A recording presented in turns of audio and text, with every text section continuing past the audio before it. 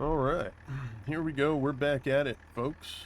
Had a little hiccup, it seemed like, in the game that was causing it to lag tremendously.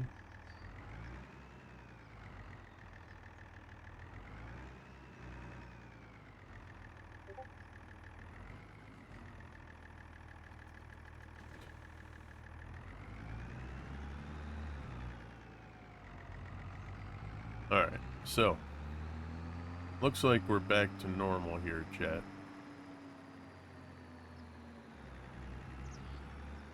Yeah, we were having some issues with, looked like it was really hesitating, so we did a restart. I think we're back to normal now. Feels that way anyway.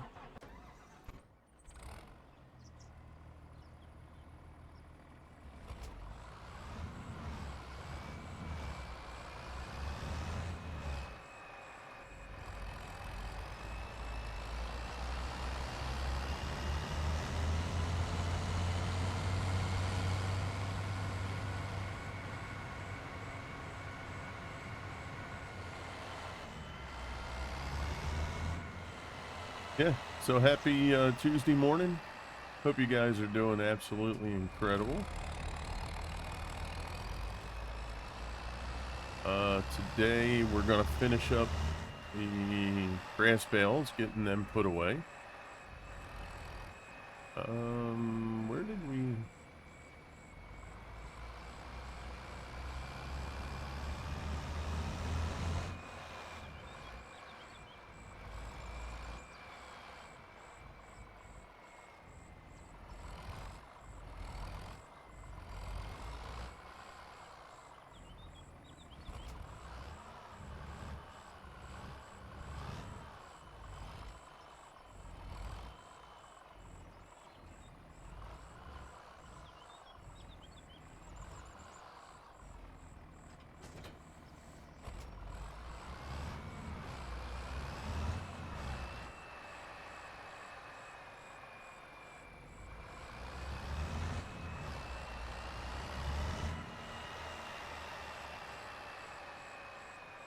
Alright, we do need to get the cultivator started on field 13.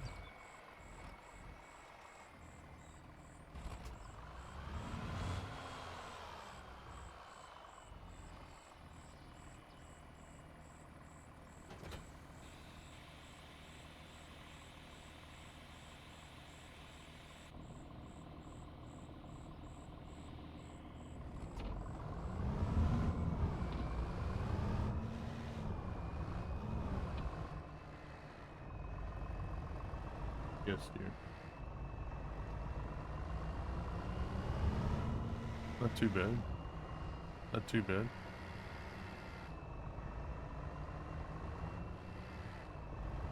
I think it's okay.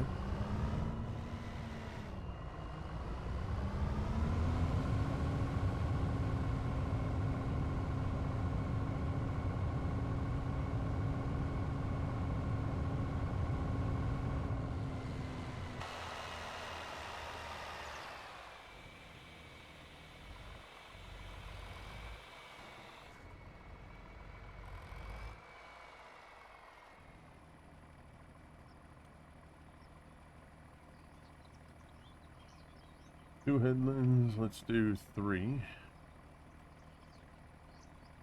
Alright, what are we coming up? 7 p.m. August 1st, or day 1 of August, I guess is the better way to look at that. And let's go into operating position, pick up some more bales.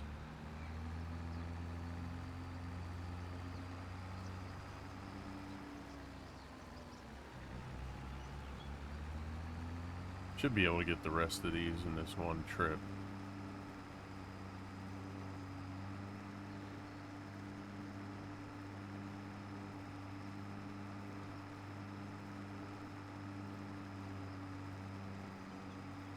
Yeah, it looks like we only have, what, 3 left?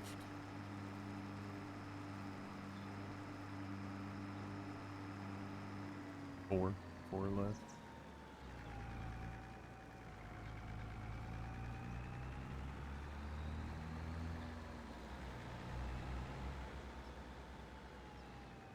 Now the rest of this grass that's here, we're gonna let that stay. Whoops, hello. We, we're gonna do one more grass cut, and we're gonna do that for hay. So we'll just let that grass stay, and once we ted it for the hay, that'll just ted up, you know, with the cut grass that we'll have.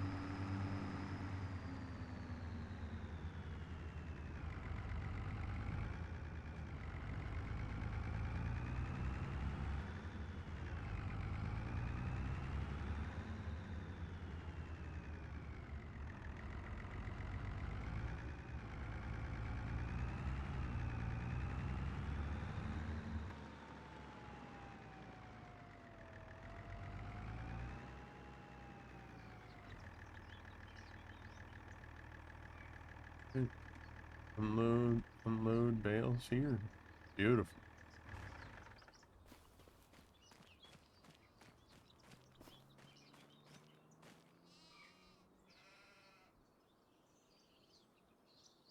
So we have 266 bales as of right now.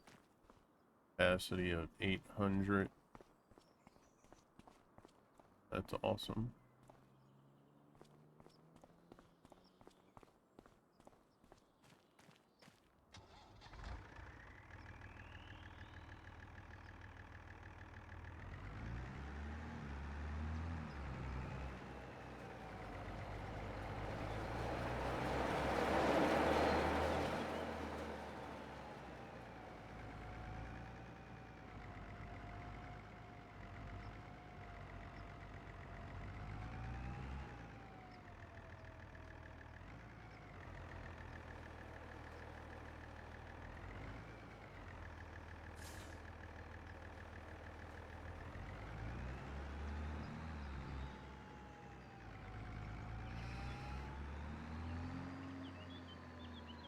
So cultivator is going to do its work. We'll have to wait for the first first stage of growth for the grass to be able to mulch that.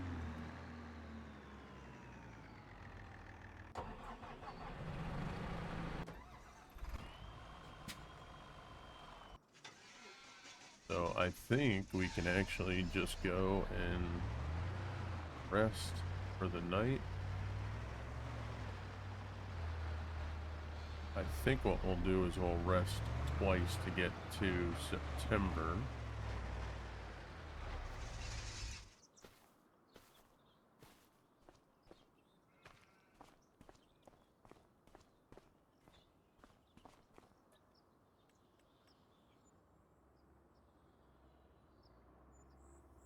Yeah, I think if we get to September, we'll get the first stage of growth for the grass.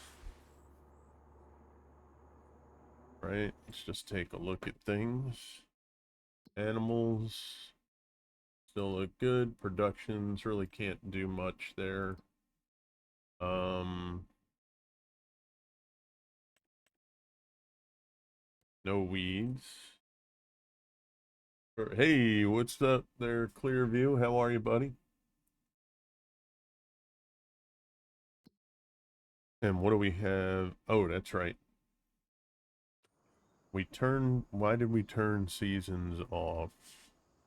so that our canola wouldn't die when we were testing the grass situation. So we can actually turn seasons back on. Good to see you, bud. All right. Now we can still do canola. Okay. And then let's check pricing for canola. 1,000, and it looks like, so almost 1,300 for November. So we won't be able to get another harvest in before that. What? Oat. So we lost the window for oat. Barley is coming up.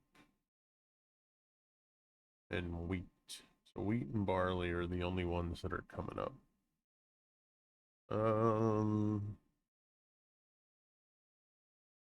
Yeah, I think we'll go with canola. Oh, did you try to call? Yeah, I was having like tremendous lag issues. So I had to come out of the computer and just restart everything.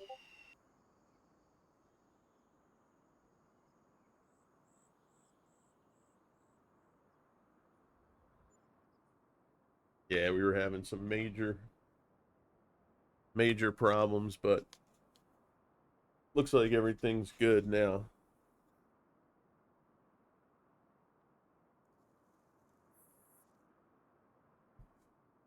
Okay. Let's go check our grass field.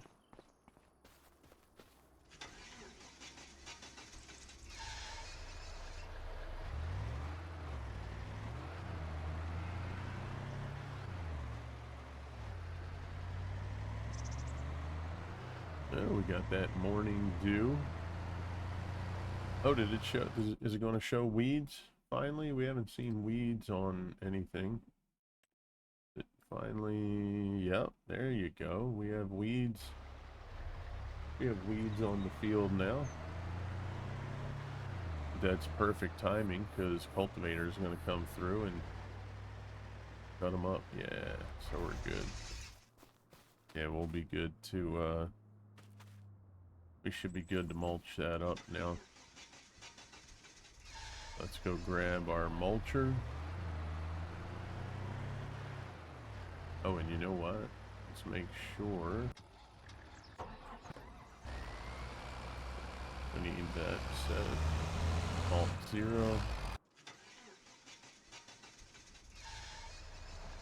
Hopefully the weeds didn't pop up anywhere he already cultivated. We'll have to just go over and redo that if they did.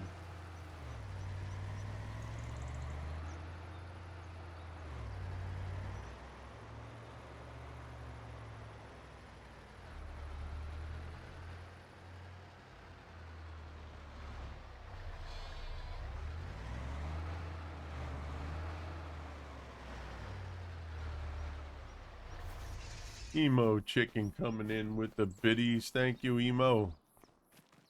I really appreciate you, cuz. Thank you so much.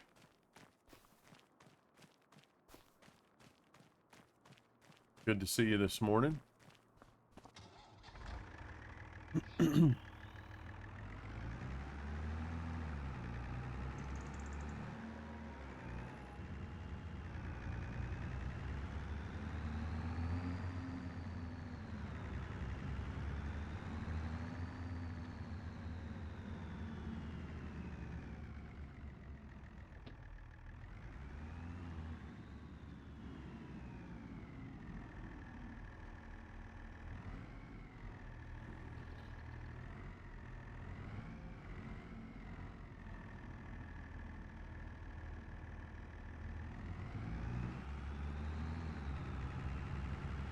All right, let's mulch up some grass. Oh no, I'm not number one yet. Oh shoot. Now I'm number one. Oh crap. Thank you, bro. I appreciate that.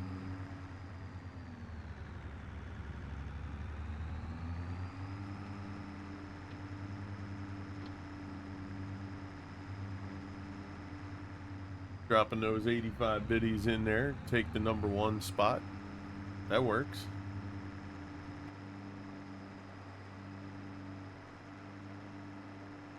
Oh, did you catch them on kick last night? Okay. All right. Very good. Very good. Appreciate that, Clear.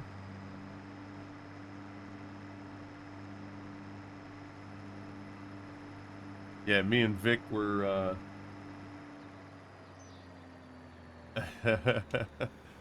yeah, me and Vic were since Game Pass Ultimate now is connected to Ubisoft Plus, I was able to download Skull and Bones for free. So we were rocking on some Skull and Bones, getting our pirating on. And Skull and Bones is cross progression. So I actually was able to play it on Xbox and on PC, and the character transferred over. So that's a good thing.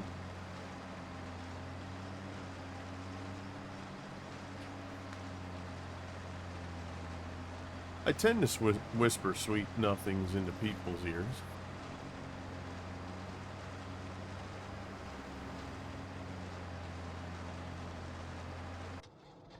All right, let's check on our animals. All right, still looking good. 80% reproduction. Productivity still good. Wool still popping. Productions aren't going to be doing anything just yet. Let's take a look here. So we do have weeds there, and we do have to fertilize. So we're looking pretty good here right now, chat. We got 266 bales. Oh snap, Big Vito coming in with the sub. 36 months in a row. Thank you, Big Vito. I know, right? Doesn't seem that long.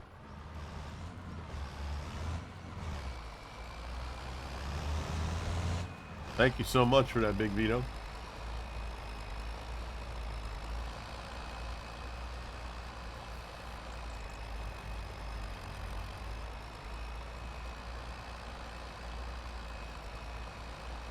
So, wait till we come back from chat here, or from commercial.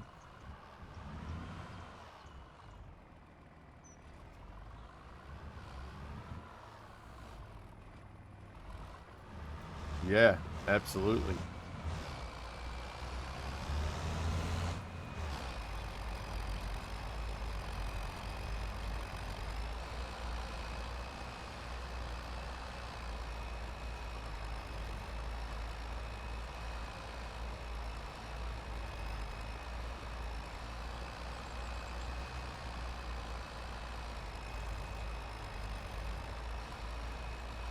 Yeah, that does mean the Crusaders have been around for 3 years. Yeah. Oh, yeah, absolutely, man.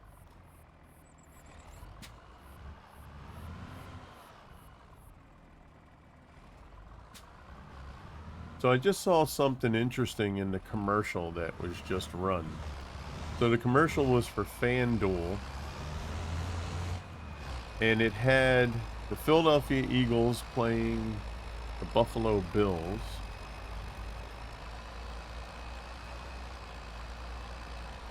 And it showed the Eagles winning 27-24. And then it had like some kind of football field with a football that went across, and it said touchdown, and it had the Buffalo Bills up in the score 30-27. Now, I don't know, do the Eagles play Buffalo this year? Let me see something.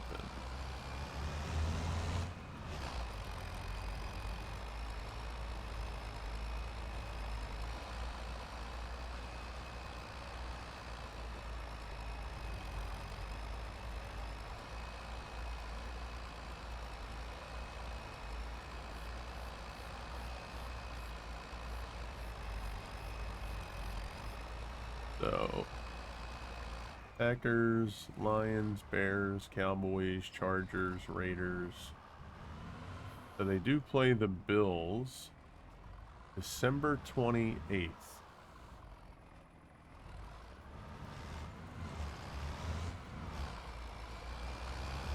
Chad, I'm curious. I'm gonna write this down in my book here.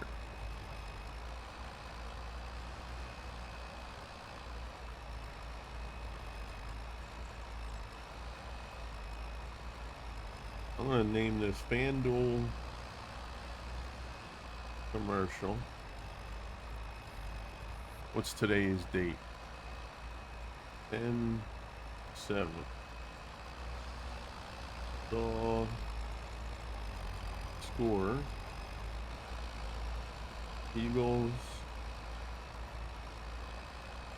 27, Bills 24. Then it appeared to be like a last second touchdown.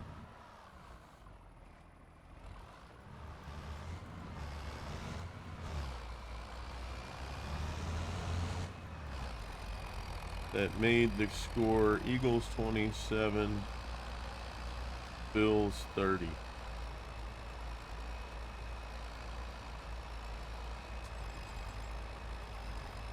I'm making note of that.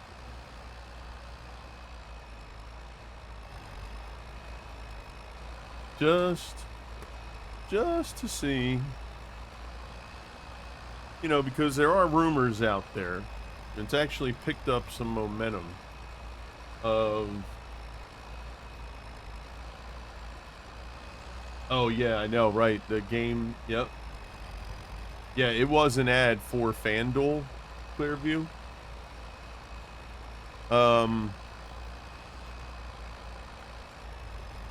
Yeah, we did have, yeah, that Tampa game, that was an interesting game, for sure. And the way we've been winning, you know, is not sustainable. But I'm curious, that would be something, because there's a lot of, there's a lot going on out there about the games being scripted, you know, the outcomes like WWE is. I saw an interesting interview with, I think it's Arian Foster, who was a running back, I believe it was the Houston Texans. And he had claimed that in the beginning of the seasons, when he played, he was given a book that laid out how everything was going to go for the season, even injuries. And oh yeah, it was down in the last drive. I mean, that was an epic game for sure.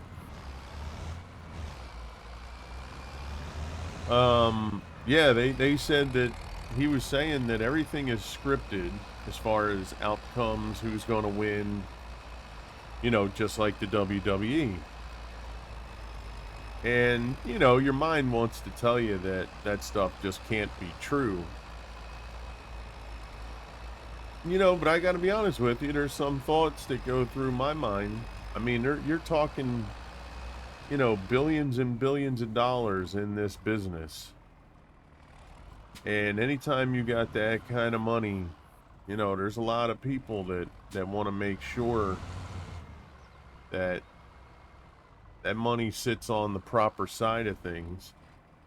You know, there's a lot of things that can come into effect and make you question some things for sure. So I'd be curious, and I'm going to do some more research on it. The one thing I don't look at is people that just say it in their streams that are kind of, or their videos that are just salty because their team lost. You know, I want like some evidence. And, you know, there's been some some things about some calls. For example, the tuck rule call when Tom Brady was sacked by the Raiders. There are things that are scripted, and then there's things that just happen from the flow of the game. And basically, they were saying that should have been a fumble, right? I don't care if the quarterbacks throw it, moving the arm. We just had it with the Eagles game this week, where they said the quarterback's arm was moving forward. It shouldn't matter, right? If the arm's moving forward, you have possession of the ball. Unless that ball's out of your hand, it's a fumble, no matter what. But when Tom Brady got hit by, I believe it was Woodson, they basically overruled, because the ruling on the field, I believe, was a fumble. And then they went to replay. And it's one of the most famous plays in football, because if that's ruled a fumble, Oakland wins the game, because that was it. The ball would have been turned over, and the Raiders would have, I think, just ran out the clock, and Tom Brady doesn't get to that Super Bowl. So it was a key moment in that game. And then from that game came the tuck rule that we know now. And that tuck rule does secure the referees being able to make a call, because if that's just a flat out fumble, you can't dispute anything, which is how it is supposed to be. But now they can question whether, if your arm was going forward or if it wasn't, right? We then had another call in the Eagles game this week where the quarterback was getting sacked, and it was a huge play in the game, and it was a very hefty sack. It was about 10 to 15 yards behind the line of scrimmage. And as the defender was bringing the quarterback down, he just chucked the ball. Or the ball may have just flew out of his hand. We don't even know. It looks like he tried to just get rid of it to avoid the sack. Now, back in the day, you weren't allowed to do that. You can't just throw the ball away to avoid the sack. And then they came up with the rule where, as long as you were within, I believe, the hash marks, and if a receiver is in the vicinity of where the ball landed, it's not considered a sack. It's considered an incomplete pass. So now, there again is another rule that was put in the books to protect that bad situation from happening. It gives the referees the ability to say, oh, there was somebody in the vicinity. They never tell you the distance of that vicinity. Does the player have to be within 5 yards, 10 yards, 20 yards? It just says in the vicinity. So that opens it up for, what does vicinity mean? It should be clearly defined. A receiver must be within 5 yards of where the ball landed, right? Not where it went through. What if the ball lands out of bounds, right? Then that should be, but it's open to interpretation. If the ball goes out of bounds as he's getting sacked, but there's a player, a receiver, near the sideline, even if the ball was uncatchable, does that then constitute that he was in the vicinity? And according to the rule, it would, which means the sack doesn't count. In fact, that's what happened this weekend where the team didn't get, the Eagles team did not get the sack. Therefore, the team got, it should have been a sack, and it should have been loss of down. So it should have became 4th down. It then became 3rd down, and they proceeded to continue the drive and go down and score. I forget if they scored a touchdown on that drive or if that was the one that gave them the field goal. But, you know, it starts to make you question things. And I'm sure we can look back through many other situations. But the tuck rule, you know, I mean, that's a bad rule. It's always been a bad rule, if you think about it. You know, the quarterback has possession of the ball, and until that ball leaves his fingertips, I don't care if his arm's moving forward, if it was moving that he was trying to secure the ball, because that's what happened with the Tom Brady. If you guys never seen it. All right there, Big Vito. Appreciate you, pal. Have a great rest, and we'll see you again. Thank you for the sub, too, bro. I appreciate you a ton. There's Mr. Vito, our right-hand man for the Crusaders stream team. Great friend of ours personally. Great friend of the channel. You know, you can put friend in any situation there, and that's what Mr. Vito is. So thank you, brother, and rest well. But yeah, it just, you know, it makes you wonder, because if you ever get a chance to see the replay of the Raiders game against the New England Patriots, you can just YouTube, you know, tuck, Tom Brady tuck play or something like that.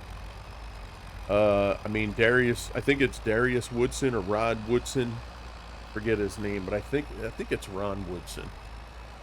He comes around Tom Brady's right side. Oh, we got an ad break. I'll wait.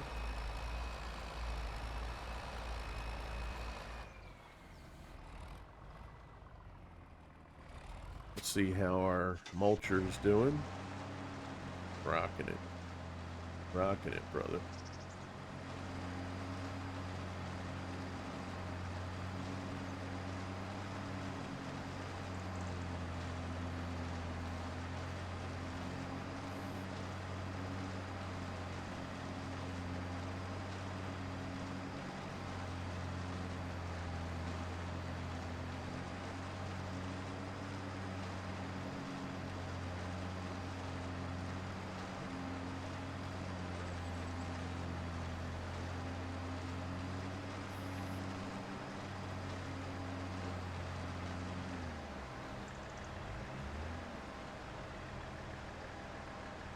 Yeah, so like I was saying, if you get a chance to see the video, Tom Brady drops back to pass. He has the ball, you know, kind of in the area near his chest, where you're kind of like patting the ball, getting ready to throw. And Woodson comes around. I believe it's Woodson. I hope I got the name right there. It's been a while. But he comes around from Tom Brady's right side, and it looks like Brady's going to pull back to throw, and then decides at the last second to pull the ball in. I think because he may have sensed or saw the Woodson coming at him, and decided to just be able to maybe hold on to the ball, and Woodson knocks the ball out of his hand, and the Raiders recover it as it being a fumble, and that would have ended the game. The Raiders would have went to the Super Bowl instead of Tom Brady. And, you know,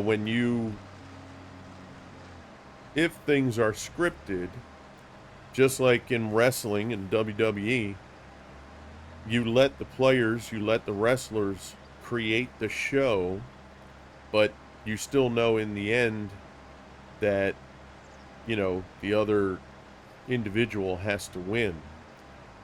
So, if something were in play there and they wanted New England to go to the Super Bowl, that would explain why they overturned the call and made it a not a fumble.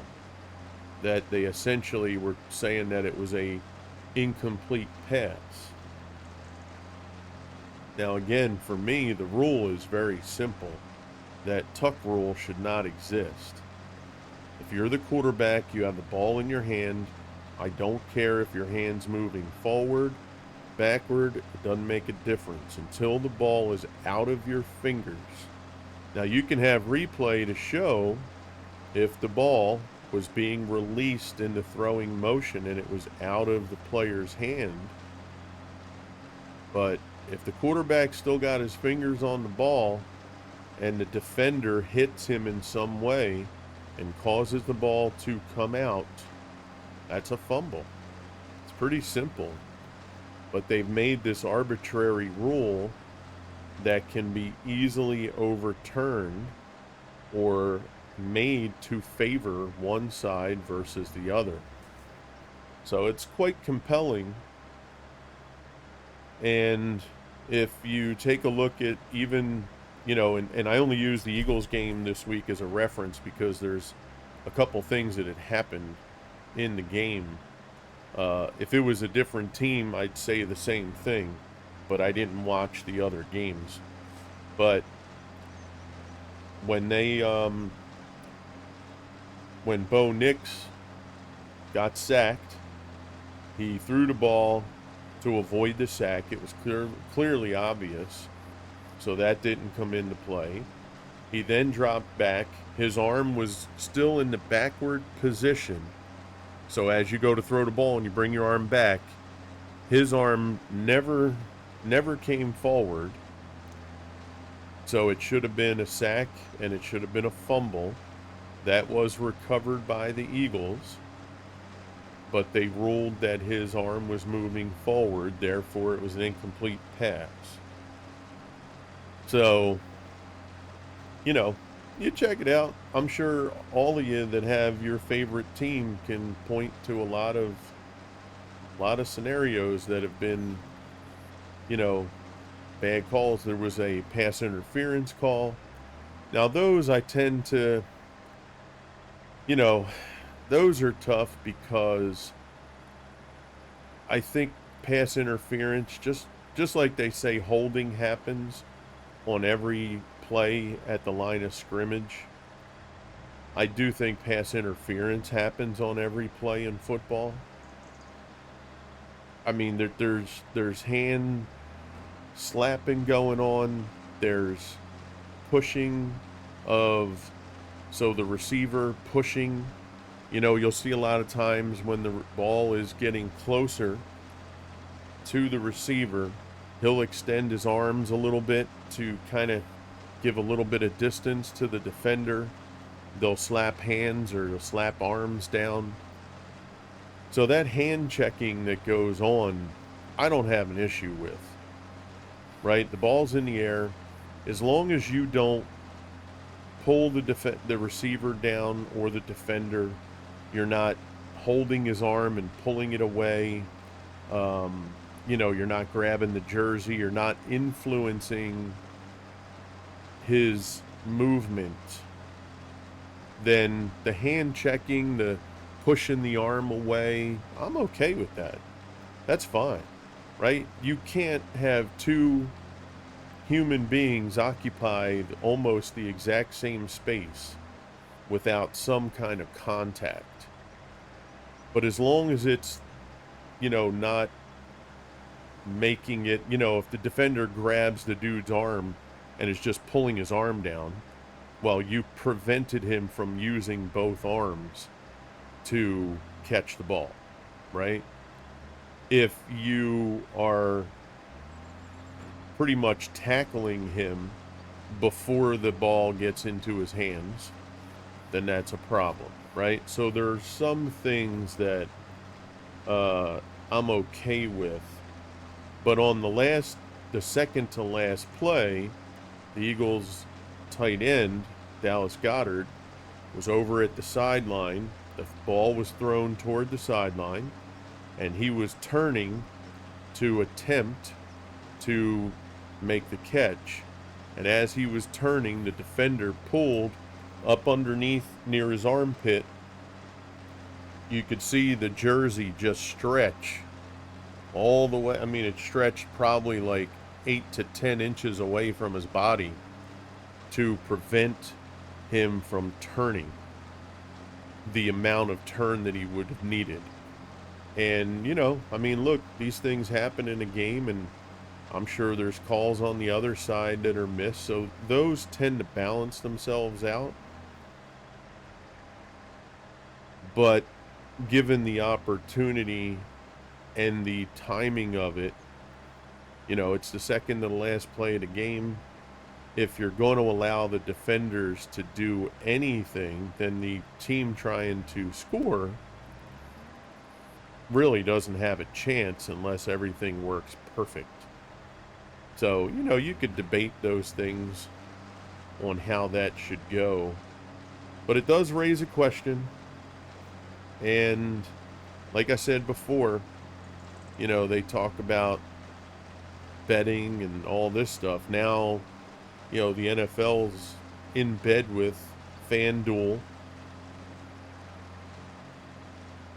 I still don't understand how that's not a conflict of interest in any way. I mean, it's absolutely insane that the NFL is allowed to have FanDuel as a sponsor. It doesn't make sense.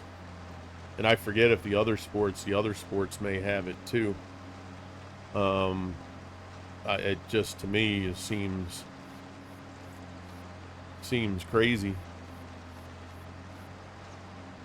And then in baseball, you had Pete Rose, who was never allowed in the Hall of Fame. He was banned for betting on baseball. The bets he made were for his team to win.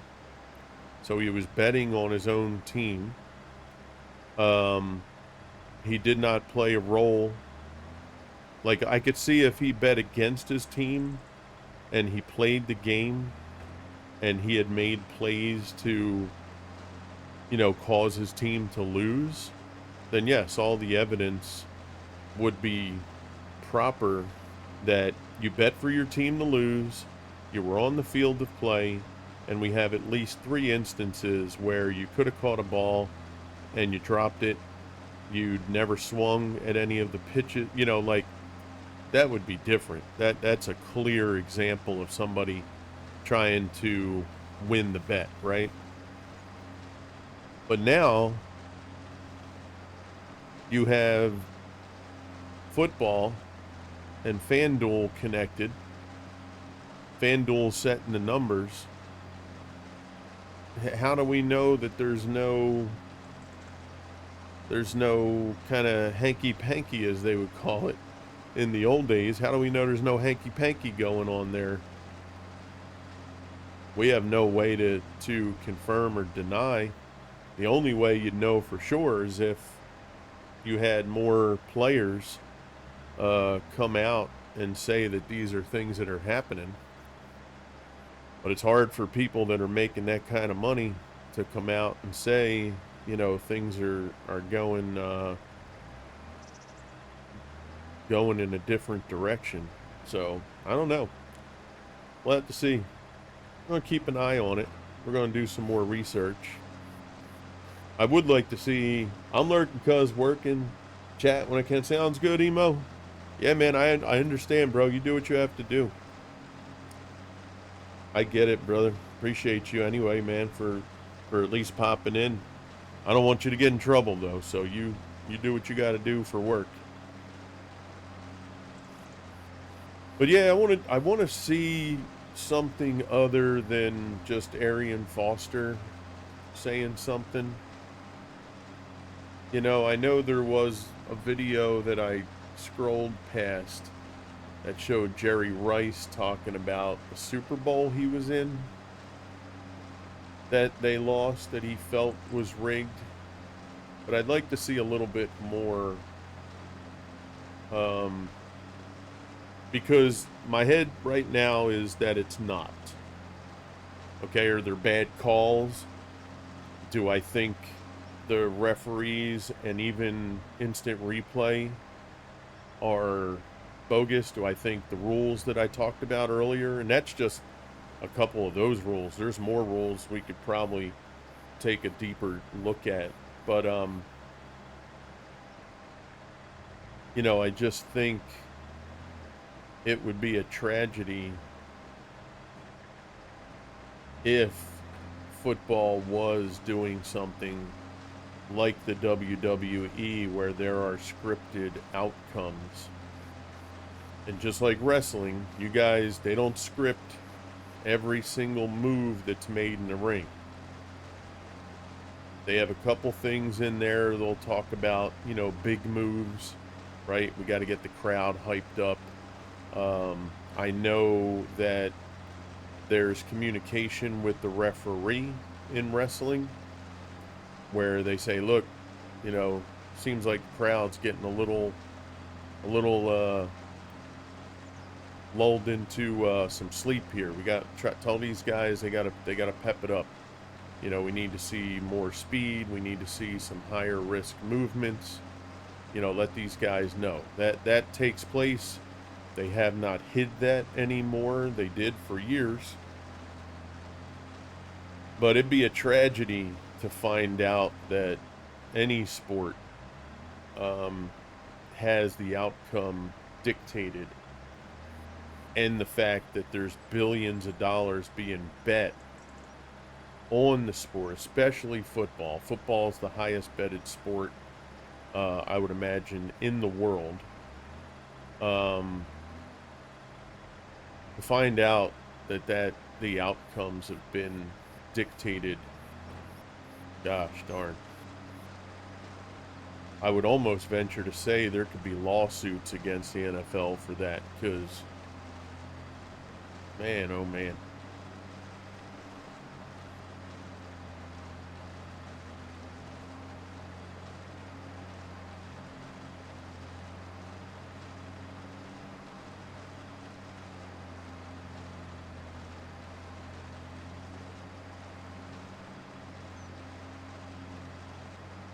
Chad, I'm going to go grab a snack. I'll be right back.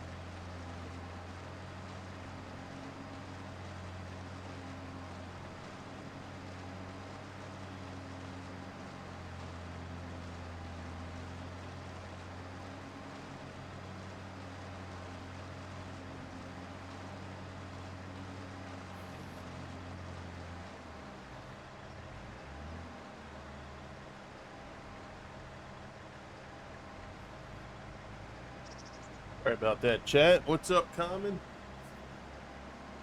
How you been, buddy? Common Ra's in the house. How are you, pal? All right, chat. We're getting close to being done with the mulching.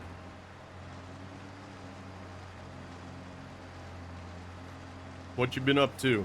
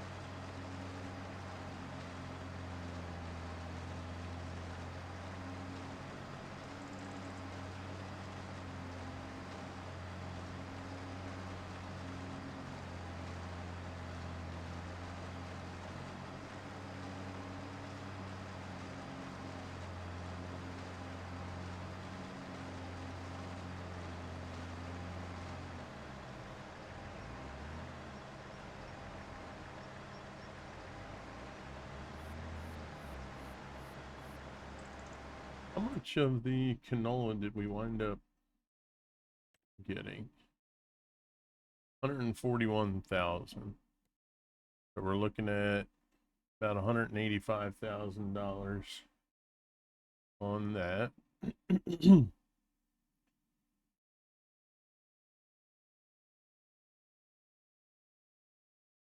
Wool fabric. Here we go. That's what we need right there. We need that fabric. That's the hope, is that fabric is going to be our money maker. In fact, we should drive over and see if we have any wool we can bring over to the fabric facility, because every little bit is going to help.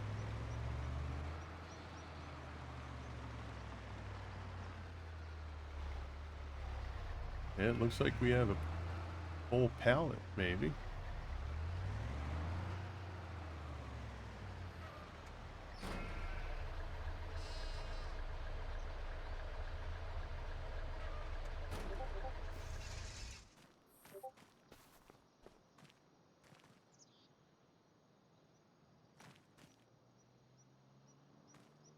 No, just 2. Well, that's fine. We'll take it.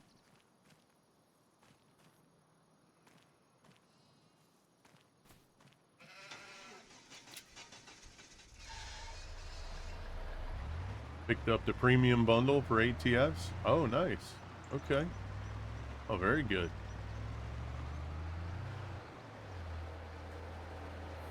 Yeah, last night was the last day, I think, for the sale.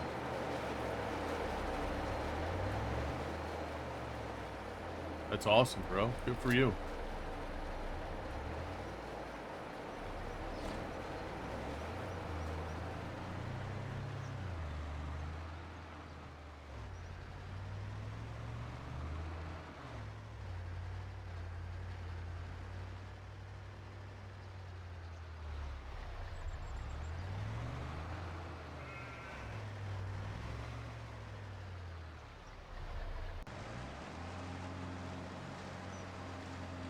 Shadow, what's up, cuz?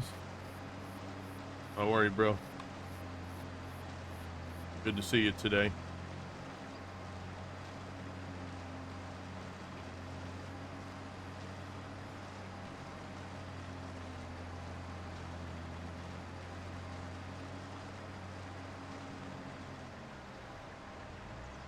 Yeah, so we're gonna rock till about 11:30. I gotta take my daughter into work at 11:30, pick up my son at 12.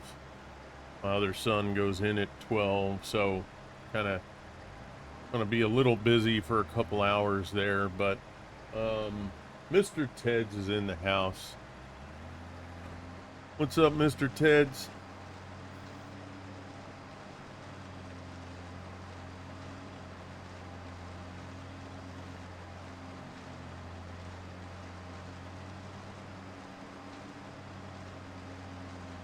Haven't long been woke up. Yep.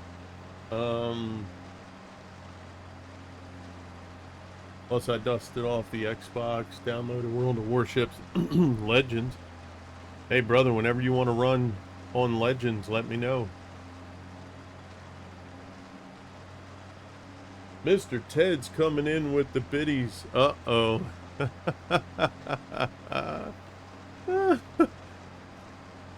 Mr. Ted said, wait a second. How come I'm not in first place anymore?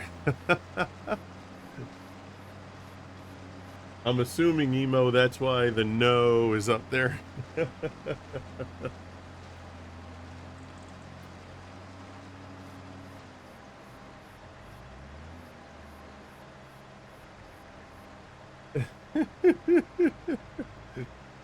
Mr. Teds, thank you so much, brother. I really do appreciate you.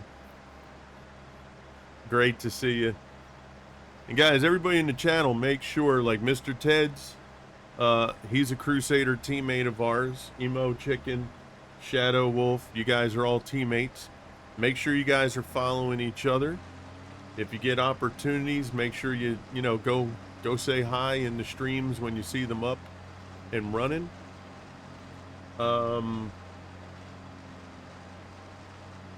Yeah, I mean, you know, appreciate you guys coming out. I know yous all, you know, have things you're doing. You're at work. You got IRL stuff you're doing. You know, I appreciate you coming out.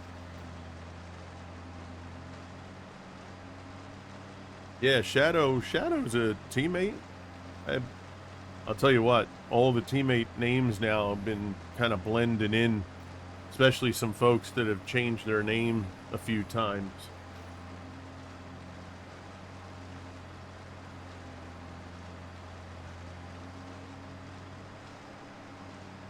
I've had some people that were teammates but then left, you know, like a week or two later because they, you know, had some things come up.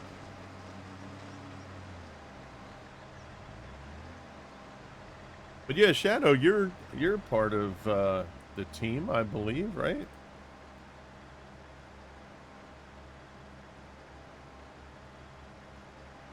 Unless I misspoke. If I misspoke, I do apologize.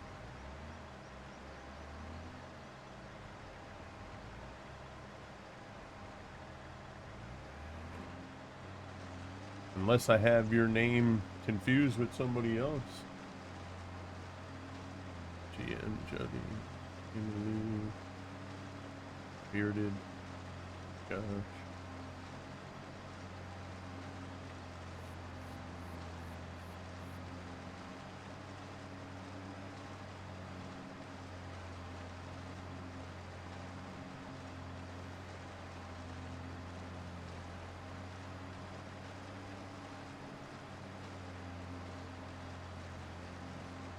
Was your name?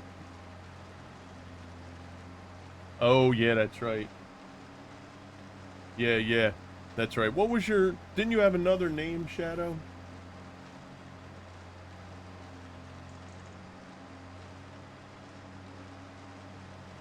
Maybe I'm confusing your name with somebody else's name. I do apologize, chat. I try to make sure I have everybody memorized. But yeah, I don't see your name on our list. So I do apologize.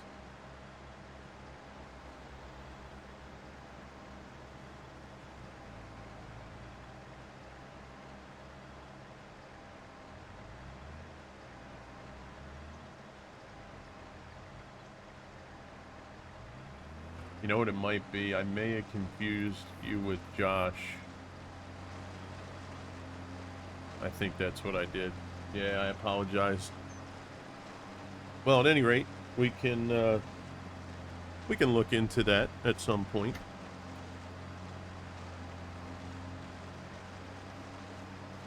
Maybe that was a forecast. Maybe I was projecting.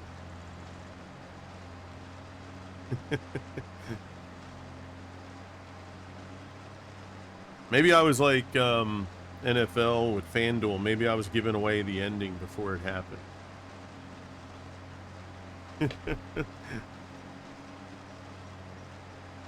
61K on YouTube. Awesome, bro. Yeah, the last I looked, I thought I was like around 55,000, somewhere in that range. I'm gonna have to check. It's been a while. But that's great, man. Way to go, Mr. Teds. Good for you, brother. Proud of you, man. Good work.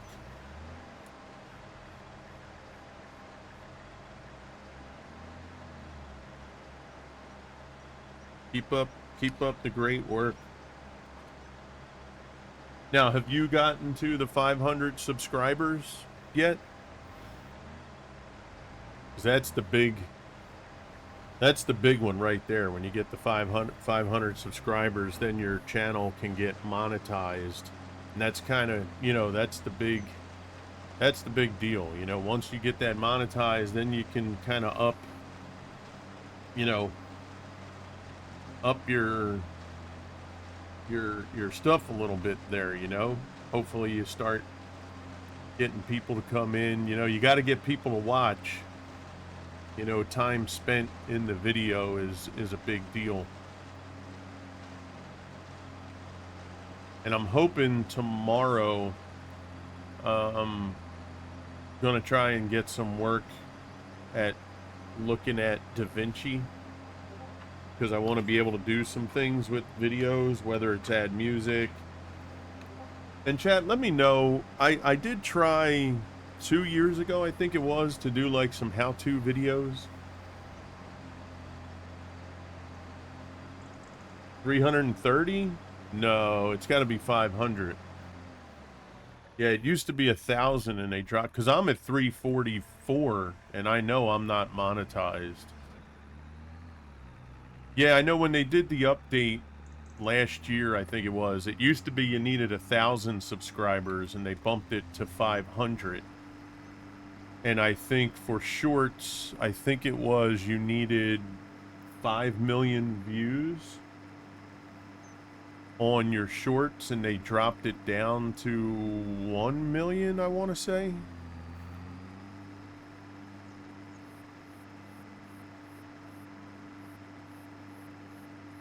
Oh, you're saying no, you have 330 subs right now. Is that what you're saying?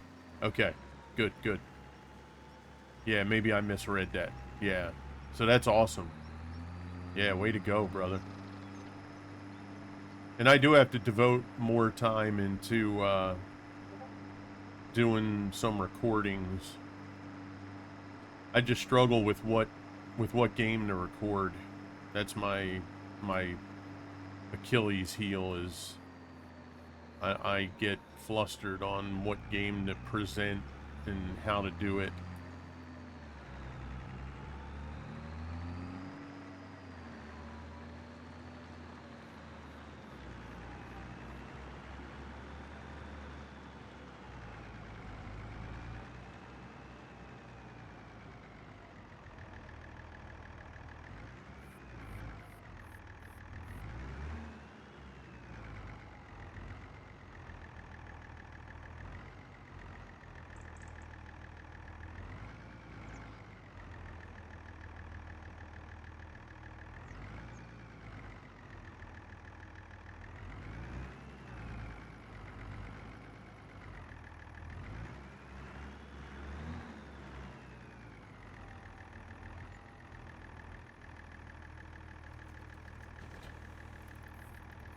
Nice. That's awesome. Good for you. Good for you, Mr. Teds.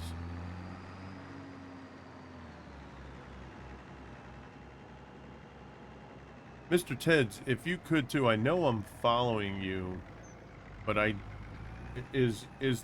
you change the name to Mr. Teds on YouTube as well? The one thing I don't like with YouTube is the people you follow. It doesn't have, like, if you follow a lot of people, getting through the list of people you follow is quite difficult. You did, okay.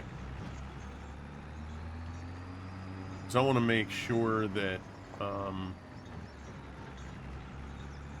I want to make sure that I have alerts on for you, because I don't think I've seen anything come through for you with new videos being posted.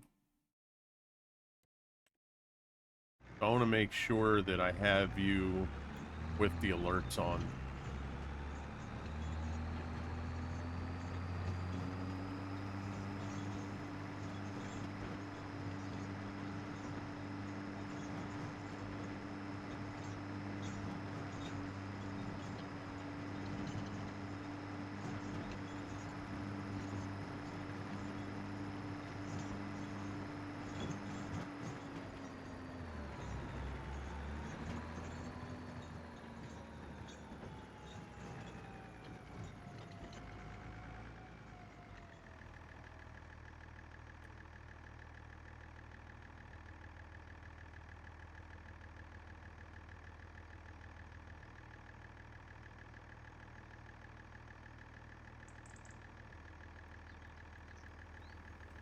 All right, start with the headland.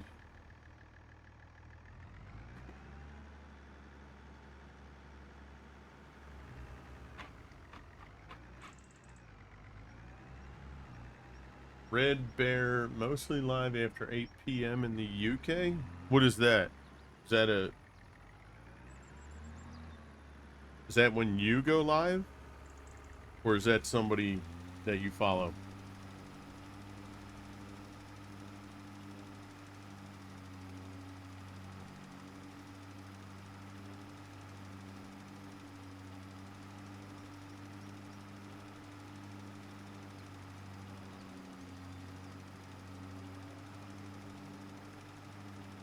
Oh, so your name is Red Bear on YouTube?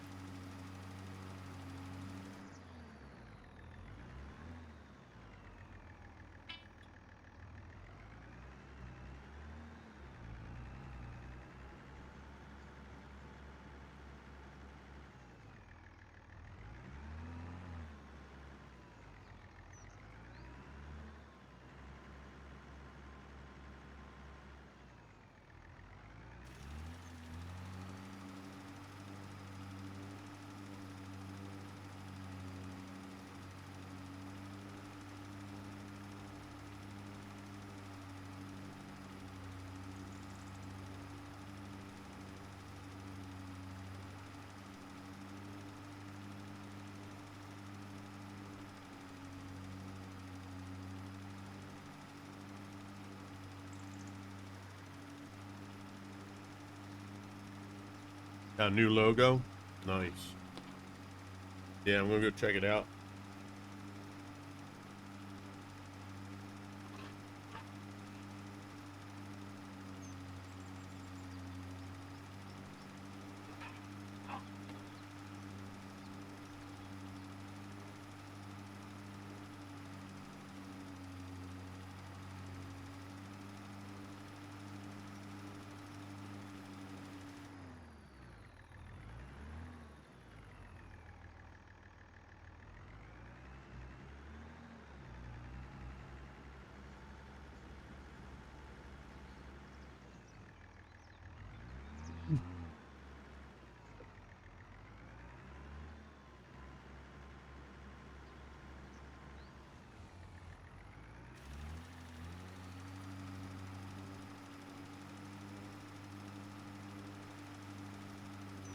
All right, so this field chat, like we said, we're going to get this prepped up. We'll do another cut. Then we're going to TED this so that we can do hay bales.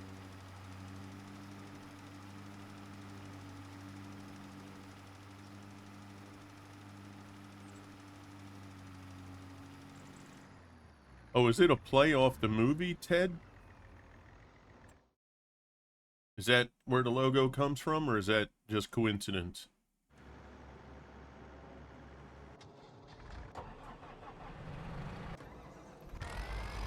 Are you the angry bear from the movie Ted?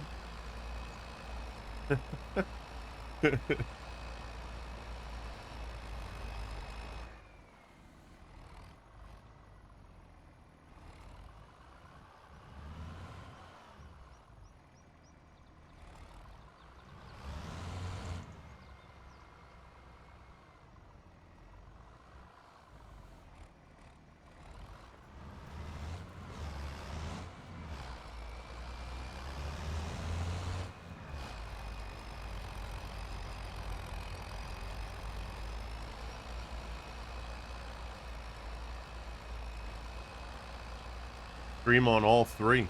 Nice.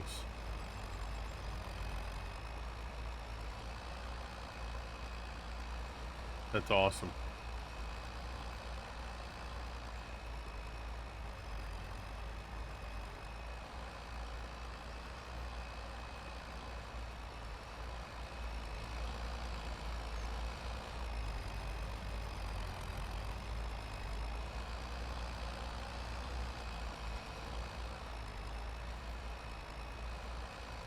And your name's the same on Kick also, right? Mr. underscore Teds.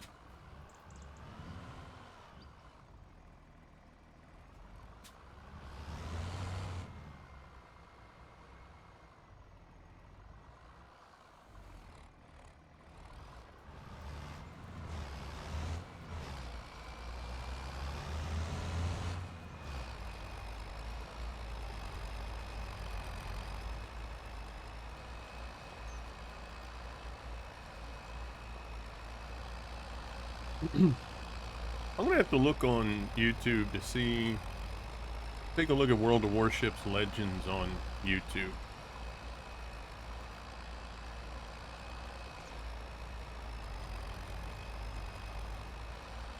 My problem is I have trouble on YouTube finding the live channels where people are streaming. It doesn't have the same interface that Twitch does.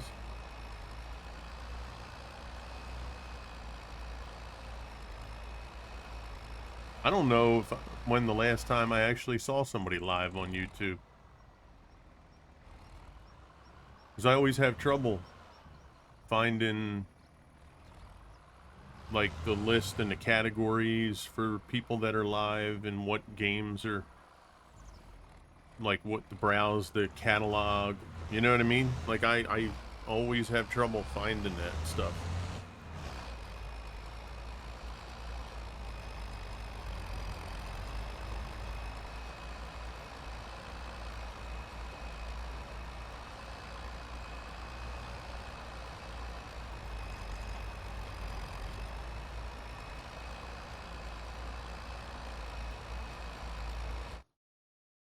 Alright, that is all mulched up, baby.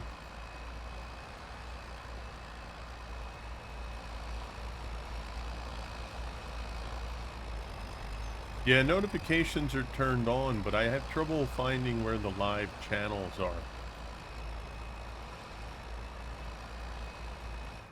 Like, I wish they just had a button you could push where it has live, and you can go into the category and browse what games are being played live. Because I can never seem to find the live streamers.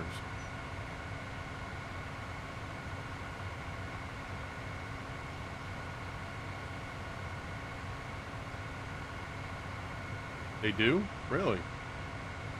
Alright. I'm gonna have to check again, because I never find people streaming.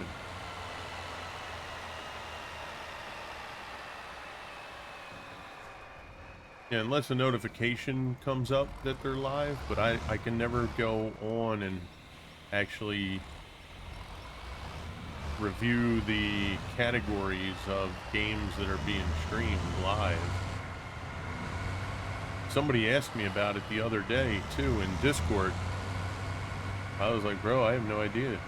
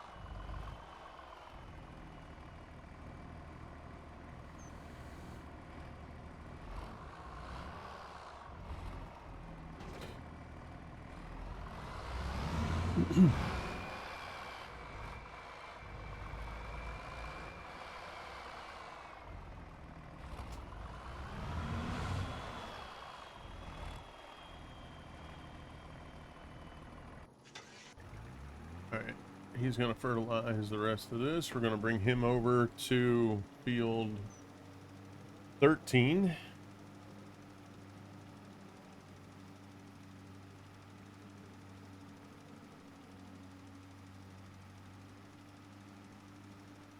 And we're going to put canola right back in the ground. In fact, why don't we just get that set up?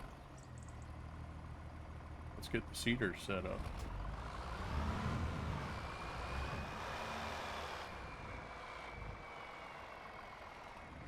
Oh, you know what? That seeder, yeah, we only leased that one time. We have to actually go get a seeder.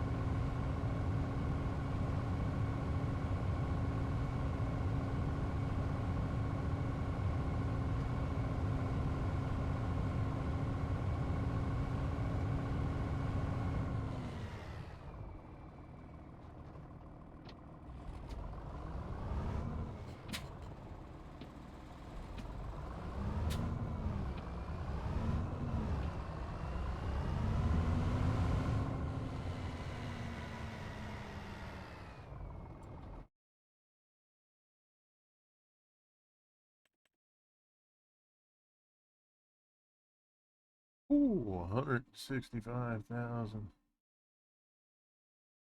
Oh dear.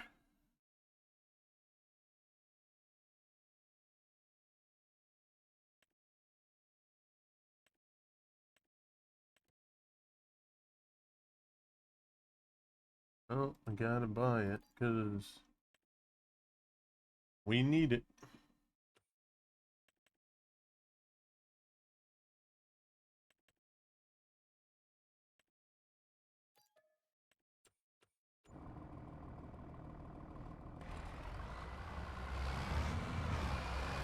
We're almost at $500,000 on this right now. We need some money coming in.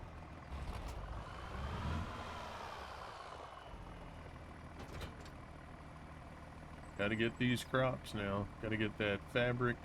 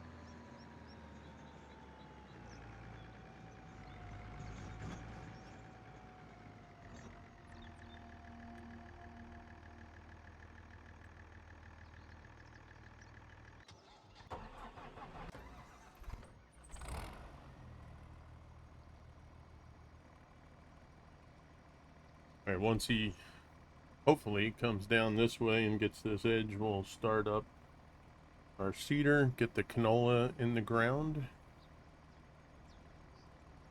So the canola we have in storage right now will go toward paying off the seeder. So that'll give us what? It was like 185,000. That'll take care of that. I think we might need to put up a few more wind turbines to get some more money free flowing through here. Oh, he went the other way. And the wool. That's going to be the big thing. Getting those cheap.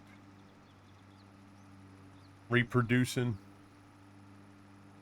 I think they're almost, yeah, 80%.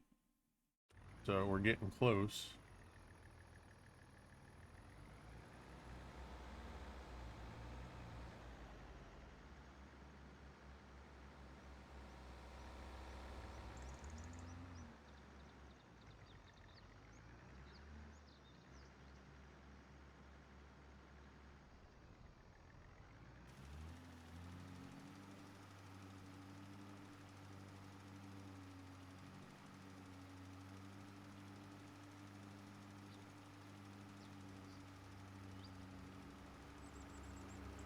Chat on Discord. Yeah, let me see when I get back what I have going on.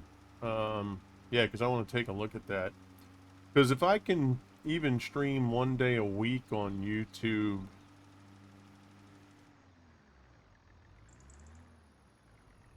like a specific game, I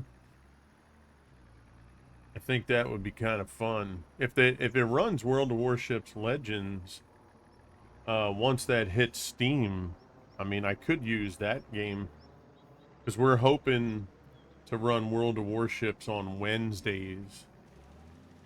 So it'll be, you know, it's corny, but Warship Wednesdays, right? And it's good. It breaks up the middle of the week, you know, because I'll be doing Farm Sim on Twitch probably Monday, Tuesday mornings, Thursday, Friday mornings. And then if I can throw World of Warships Legends on for Wednesdays on YouTube, and then run, what were we thinking? Maybe Skull and Bones and Throne and Liberty on Kick. That would be ideal, because then it makes it very simple for me.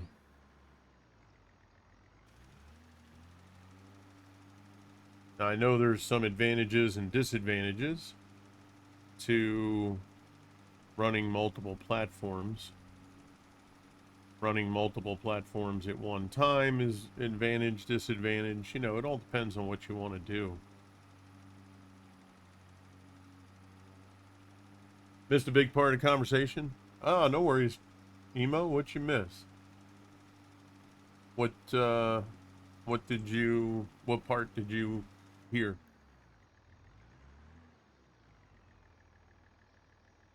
Let's actually get him out of the, well, he's probably not going to go all the way over. But let's get him set up.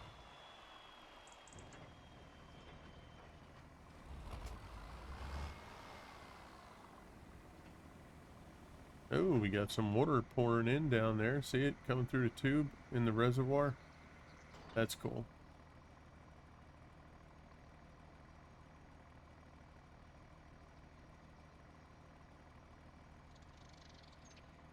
Yeah, like I want to do how-to videos again. I'm hoping maybe for Farm Sim, do a real raw, brand new player kind of how-to. Yeah, about YouTube. Yeah, yeah. So I'm thinking, because I have to simplify things for myself, right? And like I want to do recordings for YouTube, but I also want to do some live stuff for YouTube, because I think that'll help bump up the subscription number quicker. First, I never can find where the live channels are on YouTube, so I have to look into that.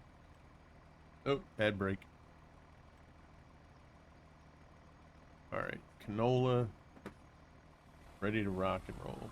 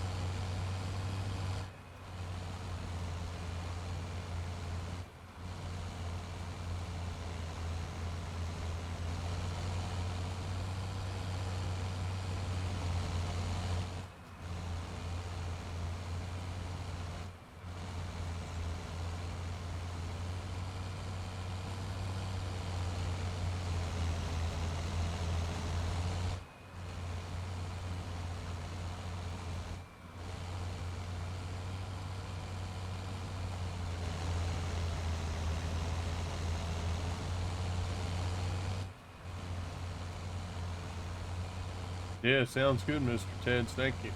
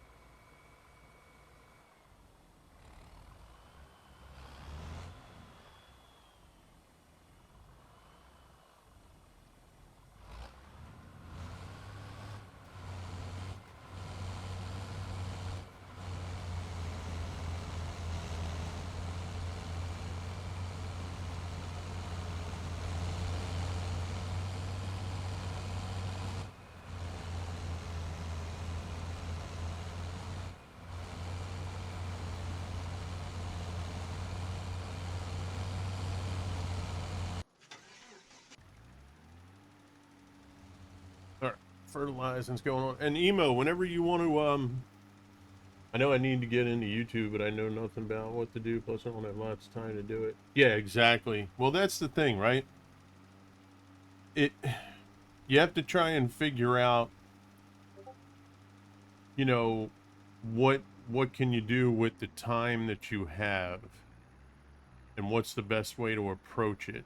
Now, for you, given your work schedule, life schedule, I would probably venture to say, if you have the monitors to make so that you can see all the chats, for you the multi-stream would probably be super advantageous.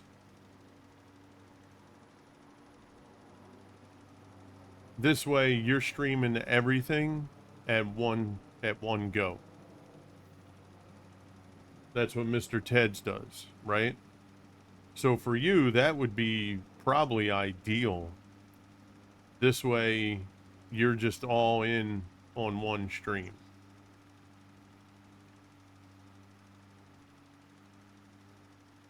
And it probably would be ideal for me too. My problem is I don't have enough screens, and I don't have enough space to accommodate enough screens. Although, no, wait a second. Let me backtrack that. I think somebody in one of yes, the chat's all on one screen. So actually, doing that for YouTube for me would probably be advantageous too. See, I got to get on that beam. Bumblebee had sent me the beam where you can chat, or you can stream to multiple. Yeah, I think I got to work on getting that set up, because I think that would be advantageous too for me. Now, Are you streaming to all three, Emo? In fact, that might be what I work on today or tomorrow instead.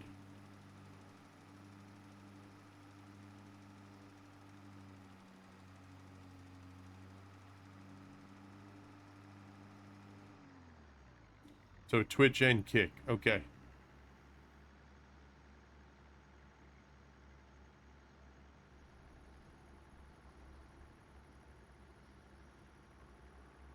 It's an easy add in OBS.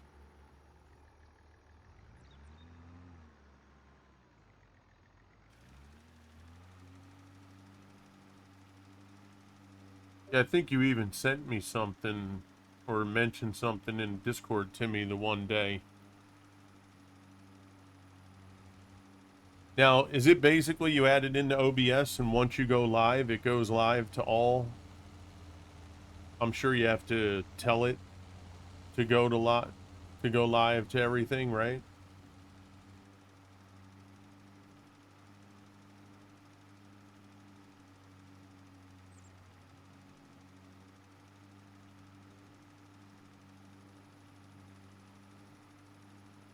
Yeah, I mean, for me too, I think that probably would be an even better scenario.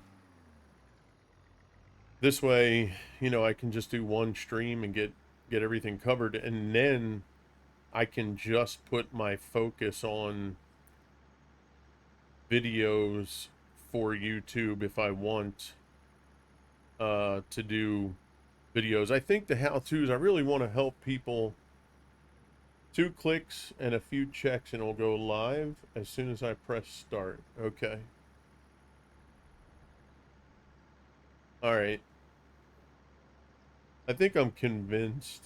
Boom, all goes live at the same time. Plus I put all the chats on OBS in one screen. Now, do you have to go in and set all that up, or do you just tell it, like, put all the chats in one thing and it does it automatically, or do you have to do that through your source setup?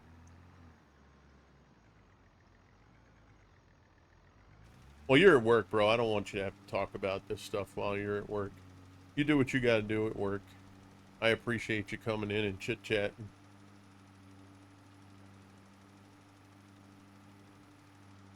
But I think that would be the best scenario for myself, too. And then I can focus all the... Because that would give me more free time to maybe put together videos. Because I want to help folks that are new to, like, the farm simming world. Because I know the game, if you're not 100% sure how to do some things, it can be a little intimidating.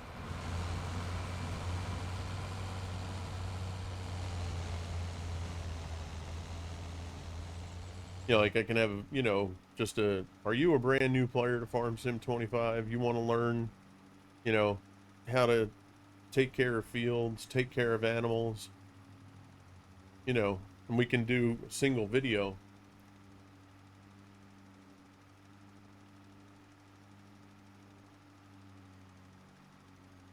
Yeah, they show up. Gotcha.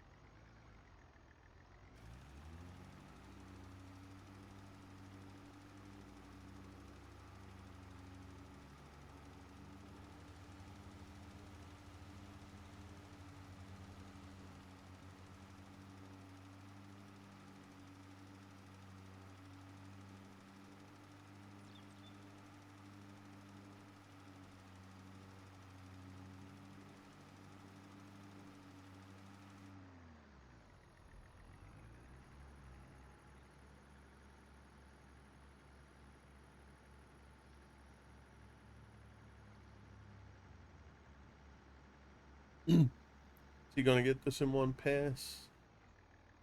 He gonna get it? Oh, he might. Yeah, I think he will. I know he's got the left side. Yeah, there you go. Right side too. Sweet.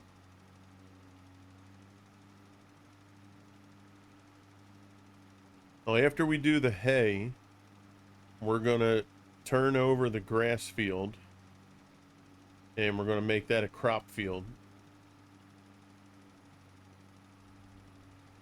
And we'll probably do a crop that we can get straw so that we can get straw bales.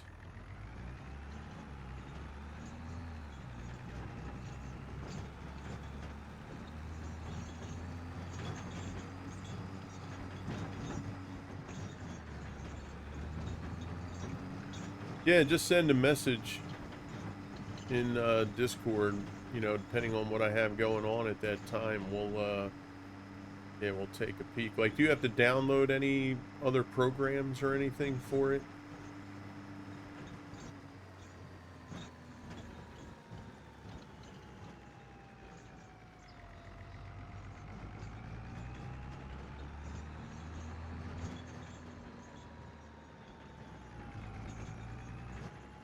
Just the add-on, right? Gotcha.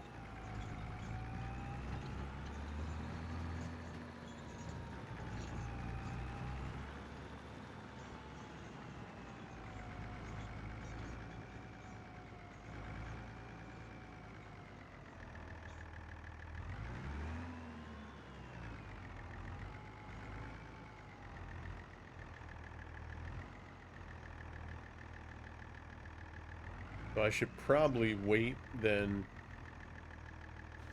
because we have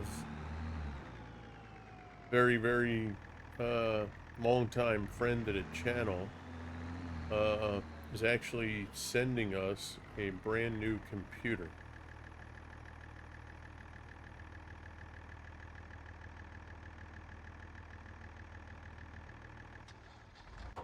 And potentially could be here within the next week or two. So I think if I do anything new, I'm probably going to wait. It'd be better to wait until I get the new computer. Now that I'm thinking of it. Because then to go back and do that all again, 2 weeks, 3 weeks from now, really wouldn't, you know what I'm saying? Like that wouldn't make sense, I don't think, for me. So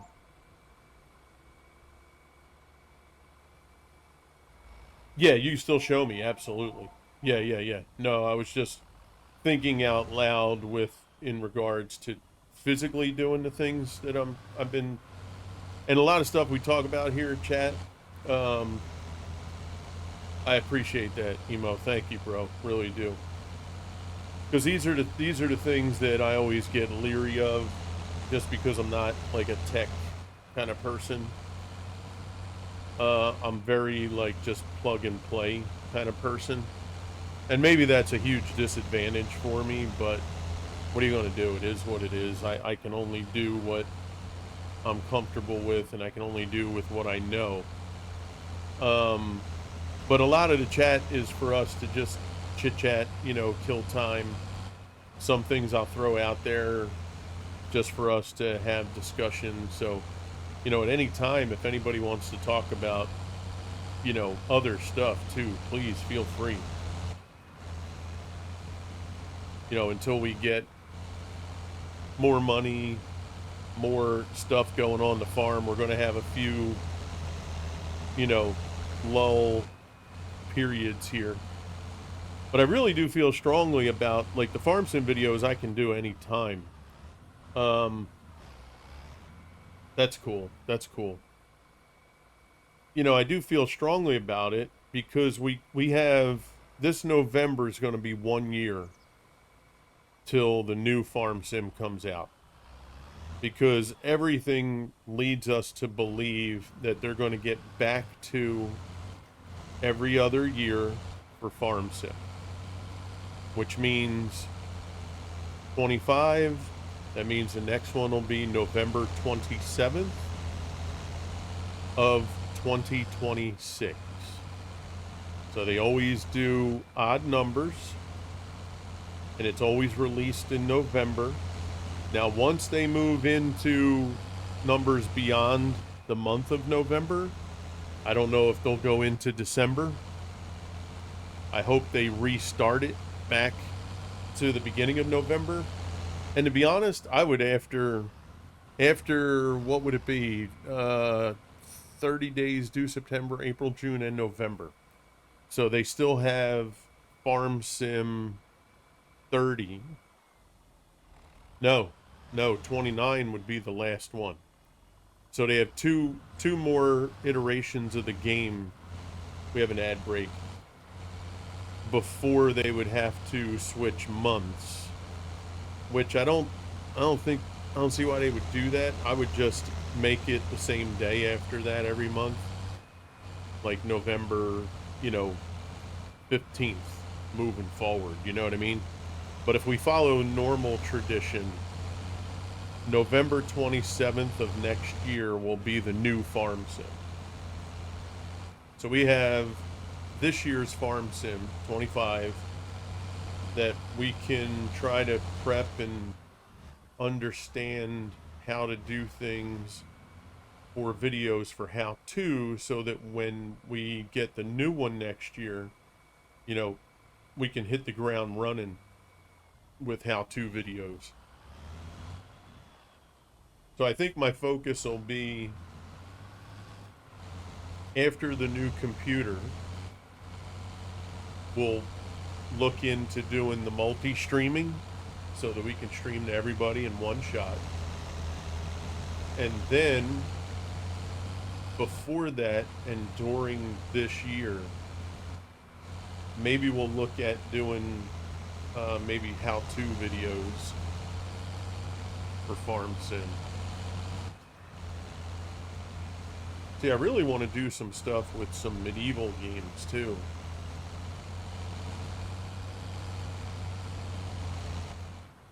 Like Total War. I wish I could do some stuff with Total War.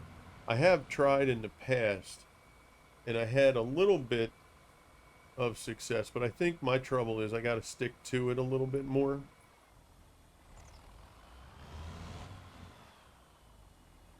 Oh, be right back.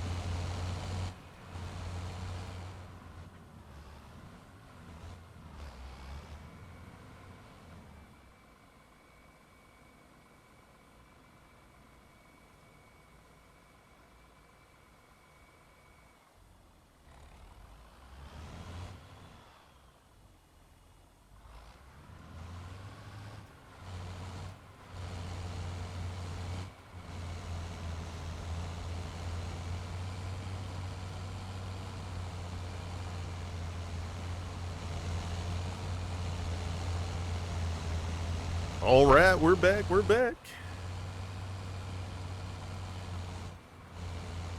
Oh man, I was just going in to help my mom's care attendant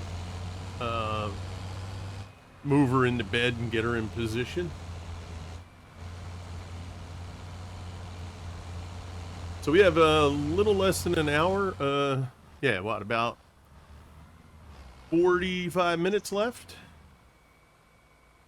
What indication do you have that makes you think Giants are going to a 2-year schedule? Hey, what's up, Kevin? That's what they used to do. So they had 13, 15, 17, 19.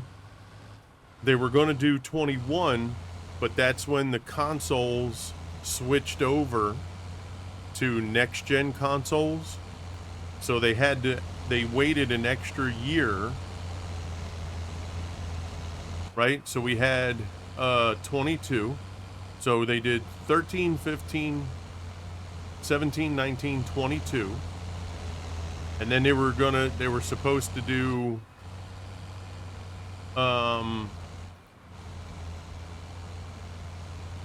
hold on, I'm losing my train of thought. 13, 15, 17. Yeah, 19. They were supposed to do 21. Then the consoles were saying that they were going to be coming out with the next gen. So they didn't want to create the game on old gen platforms and not be able to utilize next gen. So they didn't do 21. They then waited and went to 22.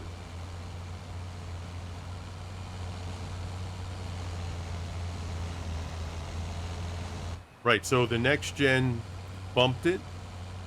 They said, we're going to wait a year so that we can get the next gen specs and be able to make the new game for the next gen console. So then they let that ride.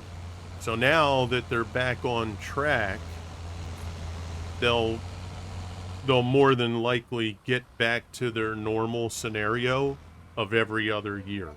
So now they have 25. That puts them back on track for their odd numbers. So more than likely, they'll run 27, 29, 31, 33, and so forth. Unless something else comes up, that creates an issue for them to delay.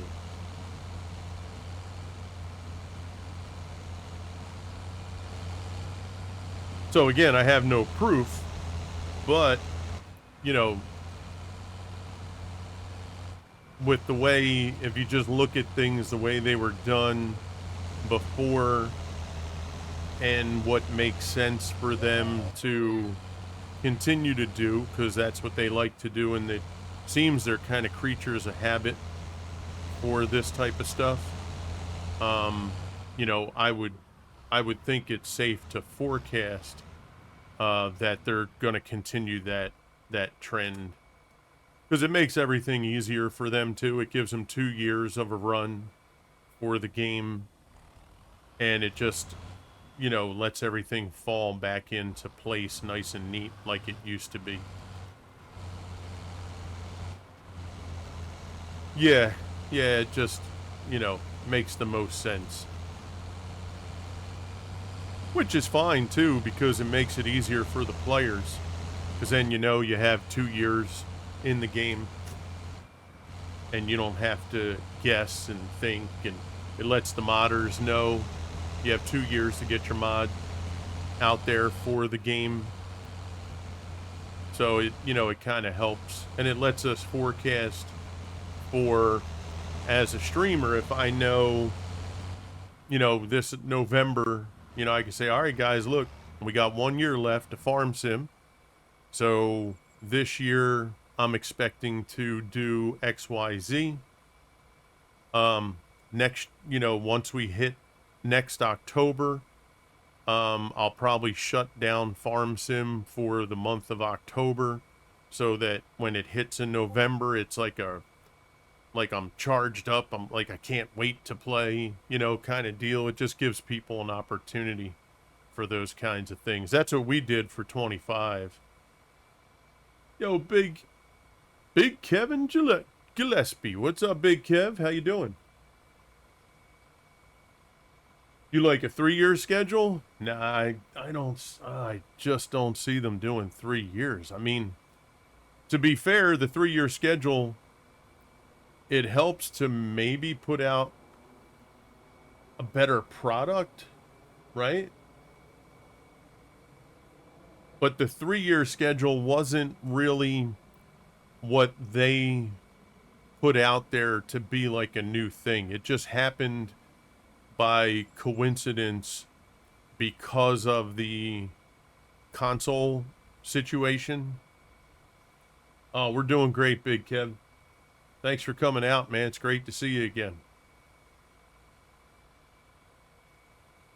Now, unless they sit back and say, look, we were able to put together more stuff, we were able to get more companies in with us on the game, then maybe 3 years is better, but I don't know. It's hard to give up. Think about it from a financial perspective, too. Hey, Big Scoob's in the house. What's up, Big Scoob? Is it better to get brand new games sold every 2 years and get that revenue? Right, so if they do a new game every 2 years, there's a certain amount of people are just going to buy the game. Let's just say it's $5 million in sales, okay?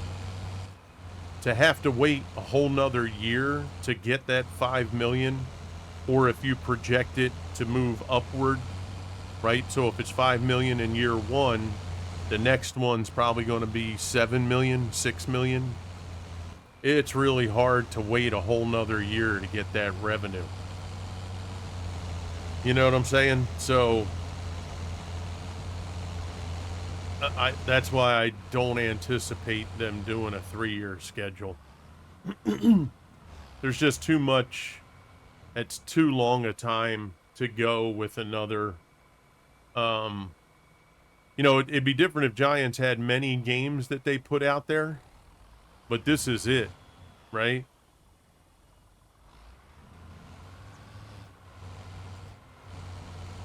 Grown agricultural equipment DLC ATS ETS2, nice. Yeah, it's kind of hard to wait 3 years for that big revenue push again.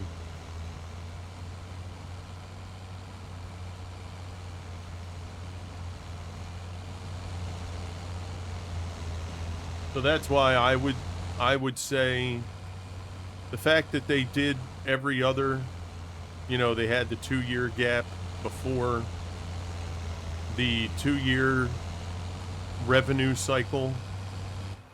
I just find it difficult to see them go beyond that odd number situation. Oh yeah, they're pushing DLCs real hard. Yeah, well, they're trying to find something to put together to keep revenue going throughout the 2-year period, right? So if you just get paid November and that's it, that even though it's a ton of money, it's hard to go 2 years without any other revenue stream. So they essentially want to diversify their portfolio, if you will. We got an ad break. I'll hold off for just a moment. There we go. Welcome back, everybody. So yeah, it's hard for them. You get paid in November, right? Let's just say the month of November. And then you don't have any more revenue stream coming in from the game for 2 years. That's hard. It's a lot of money in one time, but it's hard to maintain that and not have anything else funneling through. So for them, they got to try and come up with new ideas to generate more revenue throughout the 2-year time period to keep things moving in an upward trajectory. So that's why they have, you know, the season pass stuff, the DLCs. You know, personally, I don't think, as far as what you have to pay for the DLCs, I don't think it's worth it. Like the Mercedes-Benz one, you have that same truck that's already in the mod hub, right? The Prairies thing, what do you get, that big, whatchamacallit? Oh my gosh, I just forgot the name of the equipment. Not Voltra. It begins with a V. It's on the tip of my tongue. Well, at any rate, the only really thing you get is that 6 or 8 wheel. No, not Vermeer. I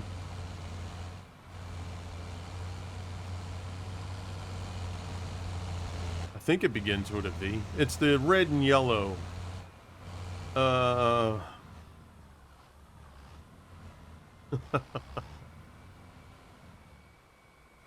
my goodness. And I actually like their tractors too. They're usually the bigger tractors. They don't. Versatile, thank you. Yeah, thanks, Kevin. Yeah, versatile. You know, you get the big Roy. I mean, you know, I mean, do I really need to pay that for that? You know, I mean, it's okay. I just wish there was more with the DLCs to make it feel like it's worth the money for it. That's all. Now look, if you got the money and you don't, you know, you're not living paycheck to paycheck and you got the revenue stream coming in where you can just buy everything, you know, that's great. But I think you get more if you provide more material for people to shell out, you know, 15, 20, 30 bucks, whatever it might be.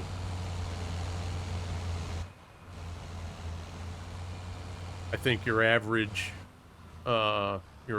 player consumer, you know, is not going to spend 30 bucks on something that they essentially just gain something that's not a tremendous advantage or a tremendous thing, you know, to just like to see the big that big 8-wheeler or 6-wheeler or whatever it is. I mean, it's cool for a little bit, but after that it kind of wears off and that's it. You know, you kind of move on. But if you're talking about,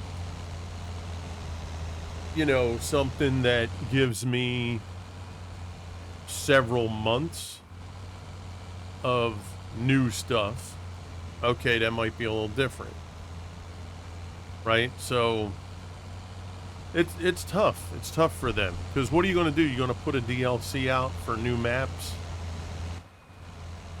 You know, you've been putting maps up on the mod hub for people to play. Why would you all of a sudden, you know, have people buy a map pack, let's say? Why not make those maps available for everybody to play? So it's tough. Within the game, it's difficult for them to have that continuous revenue stream from all players.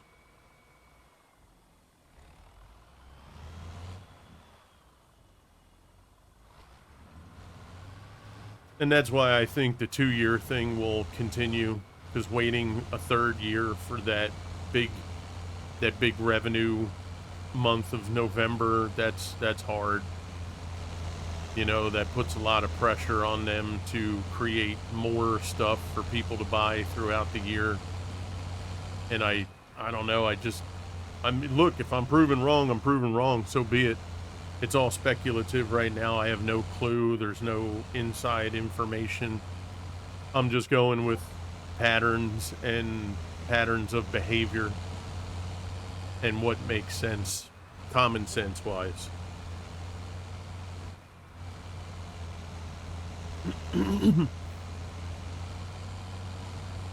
Because you got to figure, too, every time they put a new mod in the mod hub from somebody, you know, I think the people, the modders that put content in the mod hub, they get paid for the downloads, right? If I heard that correctly. So that means another year of payout for them to pay people for the mods they're putting in, and they're not gaining anything from it. So every time somebody makes a mod that's the same or better than a DLC they would put out, they're essentially losing money. Like I said, that Mercedes-Benz, there's already a vehicle like it in the mod hub. So why do I care that it's an actual Mercedes-Benz logo or anything? That don't matter to me. Gramps Crew is in the house. What's up, Waking? How you doing, buddy? You know, if it looks similar, so be it, right?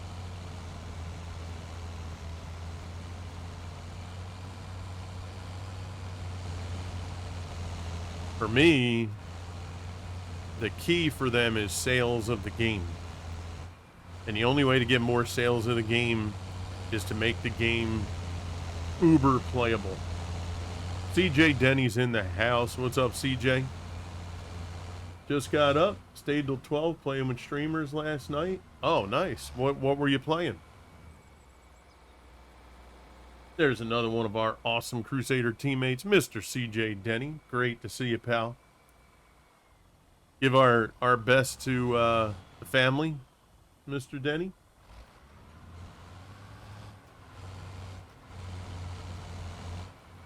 Playing DMZ. Nice.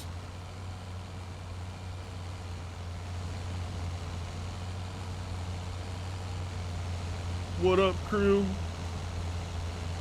Doing great, CJ.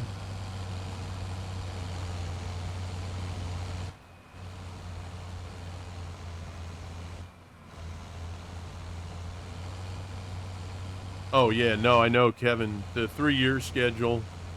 Yeah, there's a lot of people that actually were digging the 3-year schedule.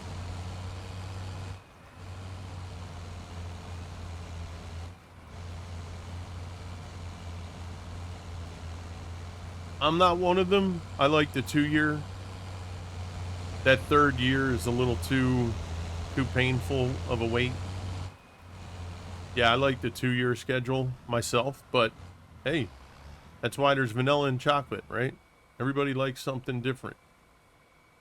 And now there's vanilla, chocolate, strawberry, mint, cookie dough, moose tracks, everything but the kitchen sink, pistachio, coffee, French vanilla.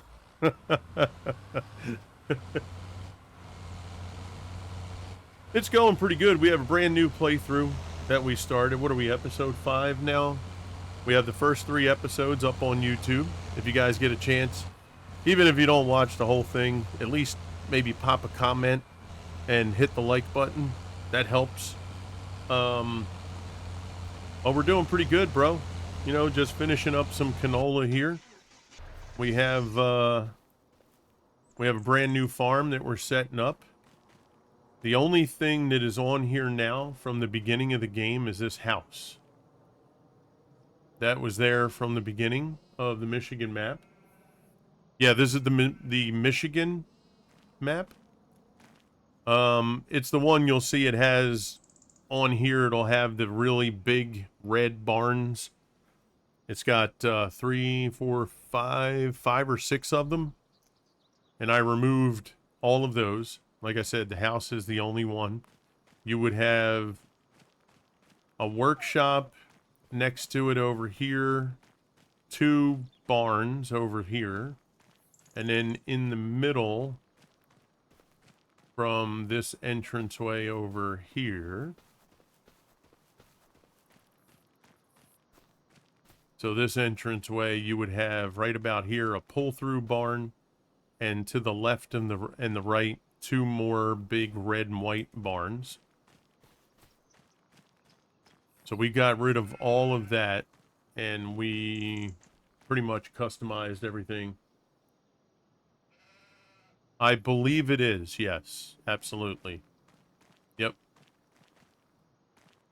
So we're redoing the yard here. So we have our sheep, we have our four sheds over there, plus an easy shed on the back. So 5. We have the pig barn here. No pigs as of yet. We're not going to do pigs until a little bit later on. We are making fabric here at the farm. And we are doing cement block at the farm. Now, basically, our fictional backstory is that this area of Michigan was once very prominent in the agricultural world.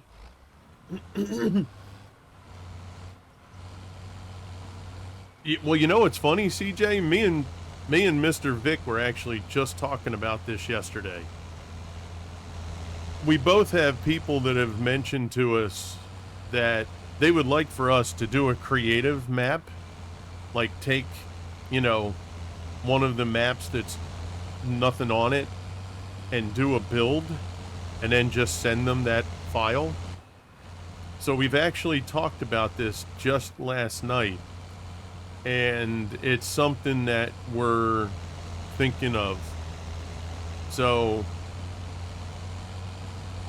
you know, within a month and a half, we may have some thoughts put together and have something in motion. Vic's putting together, he's got a new computer, and he's putting together his old computer to be a server. So we're hoping that once he does that, that's going to open up the opportunity for us to do something like that, where we can go on at any time. We'll take the map, divide it in quarters, and we each get, sections of the map to create, and then we'll blend things in together. And, it's something that we talked about. So keep a thought about it, and keep a lookout. I'd even pay you. Yeah, it's something we're seriously considering. So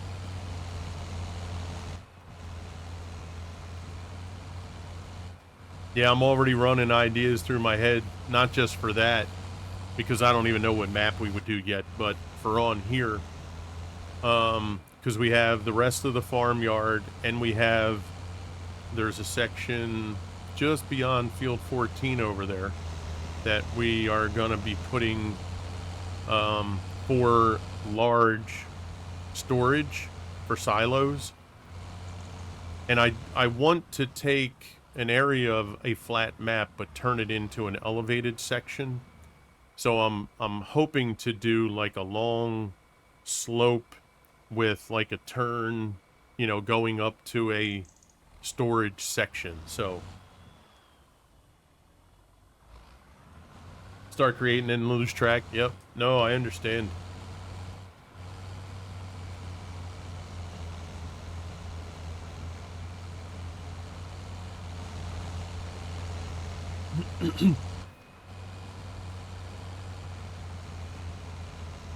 Yep, ads are here.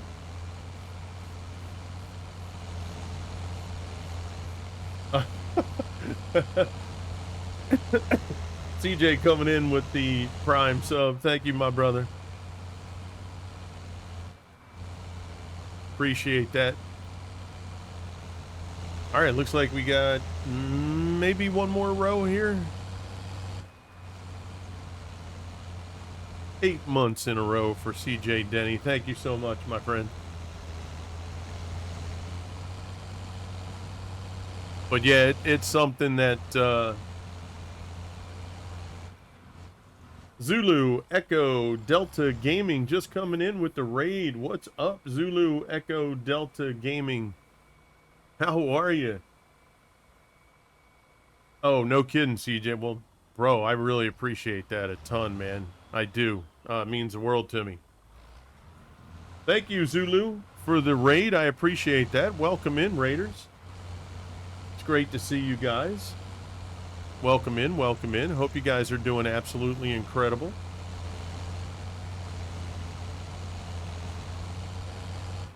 Zulu, thanks for the raid there, bro. I really appreciate that. What's good with you today, man? You gotta pick the oh jeez. I thank you. I thank you for that, CJ. I feel blessed. Thank you much. Yeah, I love the name Zulu. That's awesome.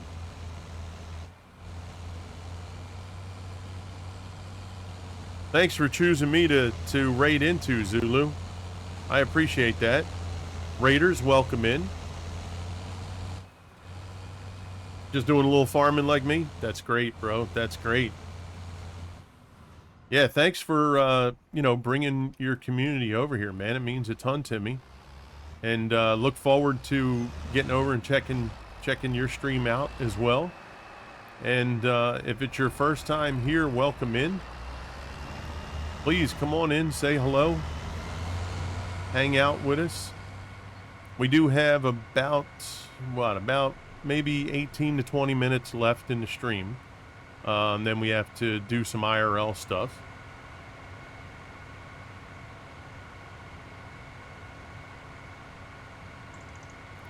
But yeah, I really do appreciate that, man. Thank you very much. And for the folks that came in with you, again, welcome in. Thanks for following over with the raid. That's a great thing, and I thank you for that. And what you working on the farm? Did you you have a long time playthrough you're doing? You have something brand new, Zulu? What map you on? I know it's a lot of questions all at once, but I'm kind of curious. All right, so that field's done. Grass field, everything's good. We're all fertilized up. All we have to do is really sleep.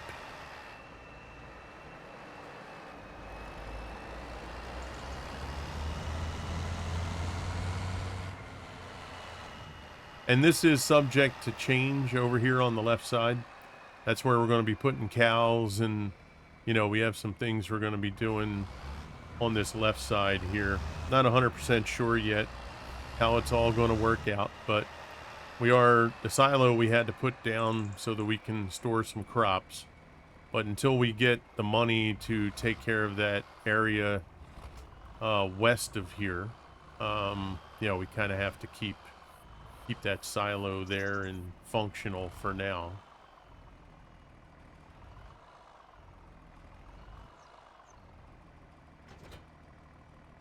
Just kind of started on Riverbend. Okay. Farming peas. Yeah, so CJ, the backstory we had for this, the fictional stuff that we kind of talk about is, so this area of Michigan used to be very prominent in the agricultural world.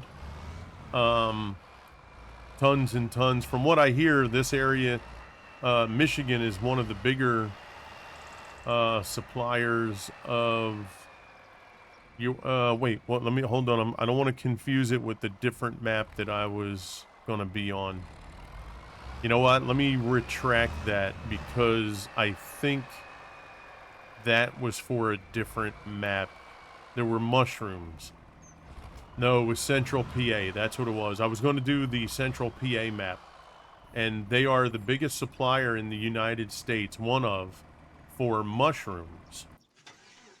So we had a whole thing where we were going to, build a lot of greenhouses for mushrooms. But essentially, for whatever reason, this area has fallen off in their agriculture. People are moving out. Farms are being left abandoned. So we basically, there was an auction that the federal government put out there to auction off this piece of property. So we got the property for the yard. We were then given $5 million to get stuff, to buy the 2 fields, and to get started. And essentially, the federal government said, look, bro, we got 10 years here. We need you to turn this part of Michigan into a huge agricultural monster again. So they're going to come by maybe like once a year, kind of see what kind of progress we're making, make sure we're moving forward. And our goal is to get agriculture going, get jobs going. So right now, we pay helpers on the farm. We have the 2 factories, albeit small factories. We're still able to employ 2 people in each factory, right? To make the fabric, to make the cement block, to tend to the animals, and then me and workers go out in the fields and take care of the crops. So yeah, we're pretty much getting the ball rolling, if you will. Now, once we get that grass turned to hay on the other field, right? We just finished doing the grass bales. We have what, 280 grass bales? We're then going to take that grass, cut it, ted it, and we're going to make hay bales. Okay. And then once we're done that field, we're going to turn it over and we're going to put a crop in there, a money crop, maybe soybean. We'll have soybeans going. We already have canola going. And then we're going to start to hopefully, build up our money and start putting it into purchasing other facilities, right? Putting down facilities. So right now, we got fabric that's running, and we have the cement, brick, concrete block, whatever you want to call it. So that's kind of where we're at with those things. And then we'll go from there, depending on how well that goes, and depending on what we're going to do after that. We may even melt in challenges that will be considered government contracts, because we were told by the government that we're going to be able to do government contracts if we can prove that we can be an agricultural juggernaut, if you will. So, for example, one of the government contracts that they said they would love to send to me would be for grain. They need wheat, oat, and barley, and they need at least 2 million liters of each. But they need it within a certain amount of time, right? Because they'll take that and they'll use that to turn it into food for soldiers and, to send aid to other countries. So, we pretty much have the opportunity here to get big government contracts. So that's what we got to try and do, right? If that makes sense.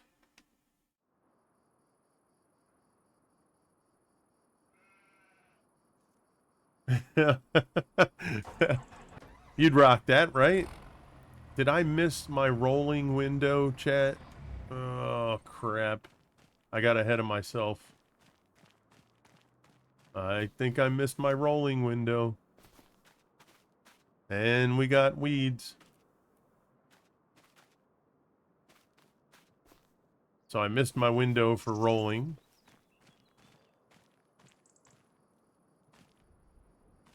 Yeah, you like that? That's cool. I appreciate that. I know it, sounds kind of corny in a game like this, but makes it interesting. Okay. Weeders. Did we even consider weeders?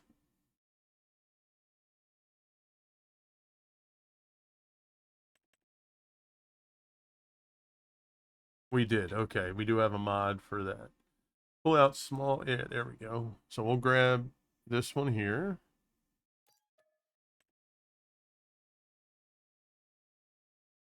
Makes it a sandbox experience. Yeah, that's true. That's true. Very true, brother. Very true. Yeah, and then what we'll do is, me and Swede used to do the challenges on 22. So what we can do is turn the government contract. The challenge would be, instead of saying challenge, it would just be thought of as a government contract, right? So we can, say, hey, look, guys, we just got a an email from the government today. So we have, let's just say it was today. It's October, year 2. So we have until October, year 4, to produce 1,000,000 liters of corn, 1,000,000 liters of dry corn, 2,000,000 liters of silage, let's say. So we have until year 4, October year 4, we got to be ready and have everything in the bucket, ready to go. Right? We can do that.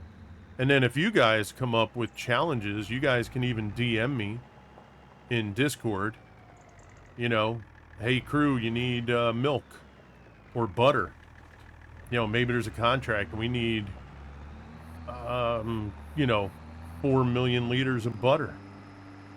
You know, or you have 1 year to do 1,000,000 liters of butter. You know, something like that. Now, to be fair, I don't know how quickly. The one thing I don't want to do is have it where I gotta buy like 5 dairy farms. You know what I mean? I want it to work within the confines of the equipment and the facilities, right? Oli O Gaming, what's up, Oli? Thank you for that follow, bro. Appreciate you. Thanks for coming in. Now, I hope this will take care of these small weeds. It says it should, but we've seen this before. Yes.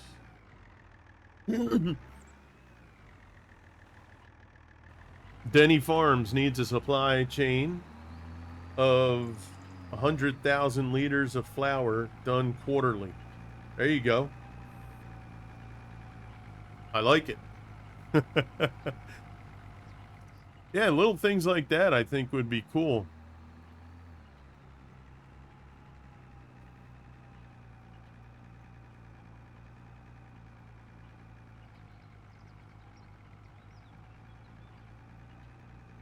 Yeah, it makes it fun.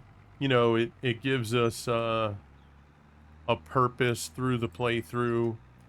It lets us do some type of challenge without it, you know, just being go all out crazy to get this challenge done. You kind of factor it into the playthrough. You know what I mean? I think that would be kind of cool. So that's the projected scenario for what we want to do, and you know, we'll see where it goes, right?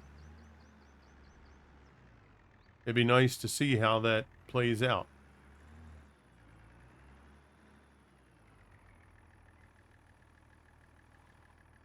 Am I on Arthur Chapman server? Oh, yep, ad break.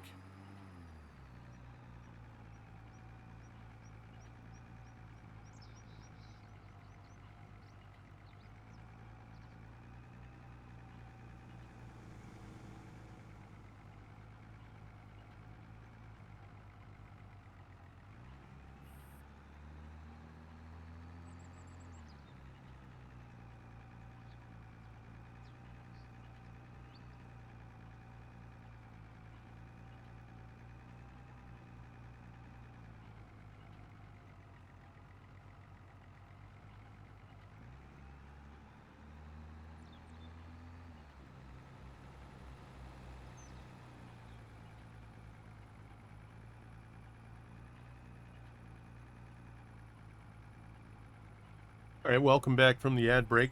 So, Kevin, I've watched Arthur Chapman, but I actually have never been on Arthur Chapman's server.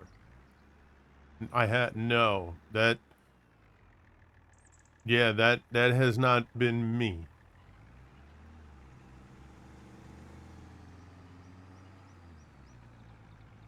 But I know of Arthur Chapman. I've, you know, I've watched his YouTube. I've, you know, said hello to him. I don't know him in a personal way, but I know of Arthur. Yep. His Discord? No, I have not. I have not been in his Discord.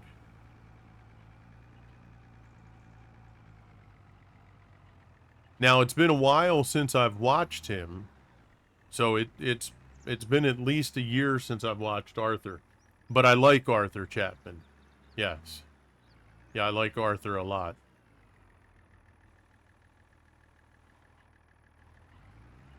Yeah, Arthur seems like good people.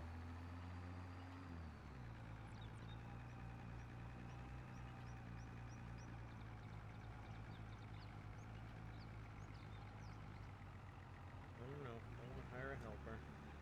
I don't know. Forgot to hit. But yeah, if you join our Discord, you know, once we get to that point where we're gonna do like challenges, right? I would love that. That would be kind of cool for us to incorporate that into the gameplay.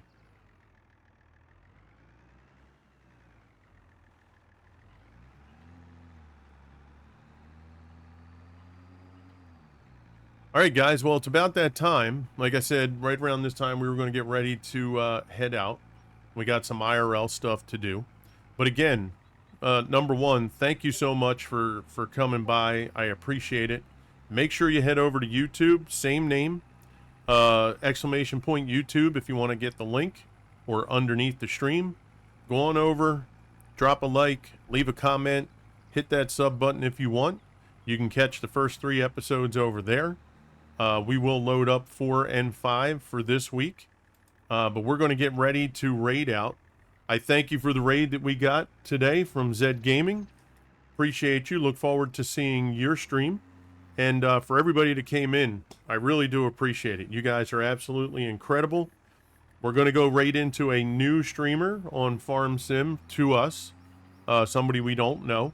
But we want to go say hello. And guys, as always, be good, be safe, be blessed. Keep on gaming. We'll see you on the other side. This is Crew, and I'm out.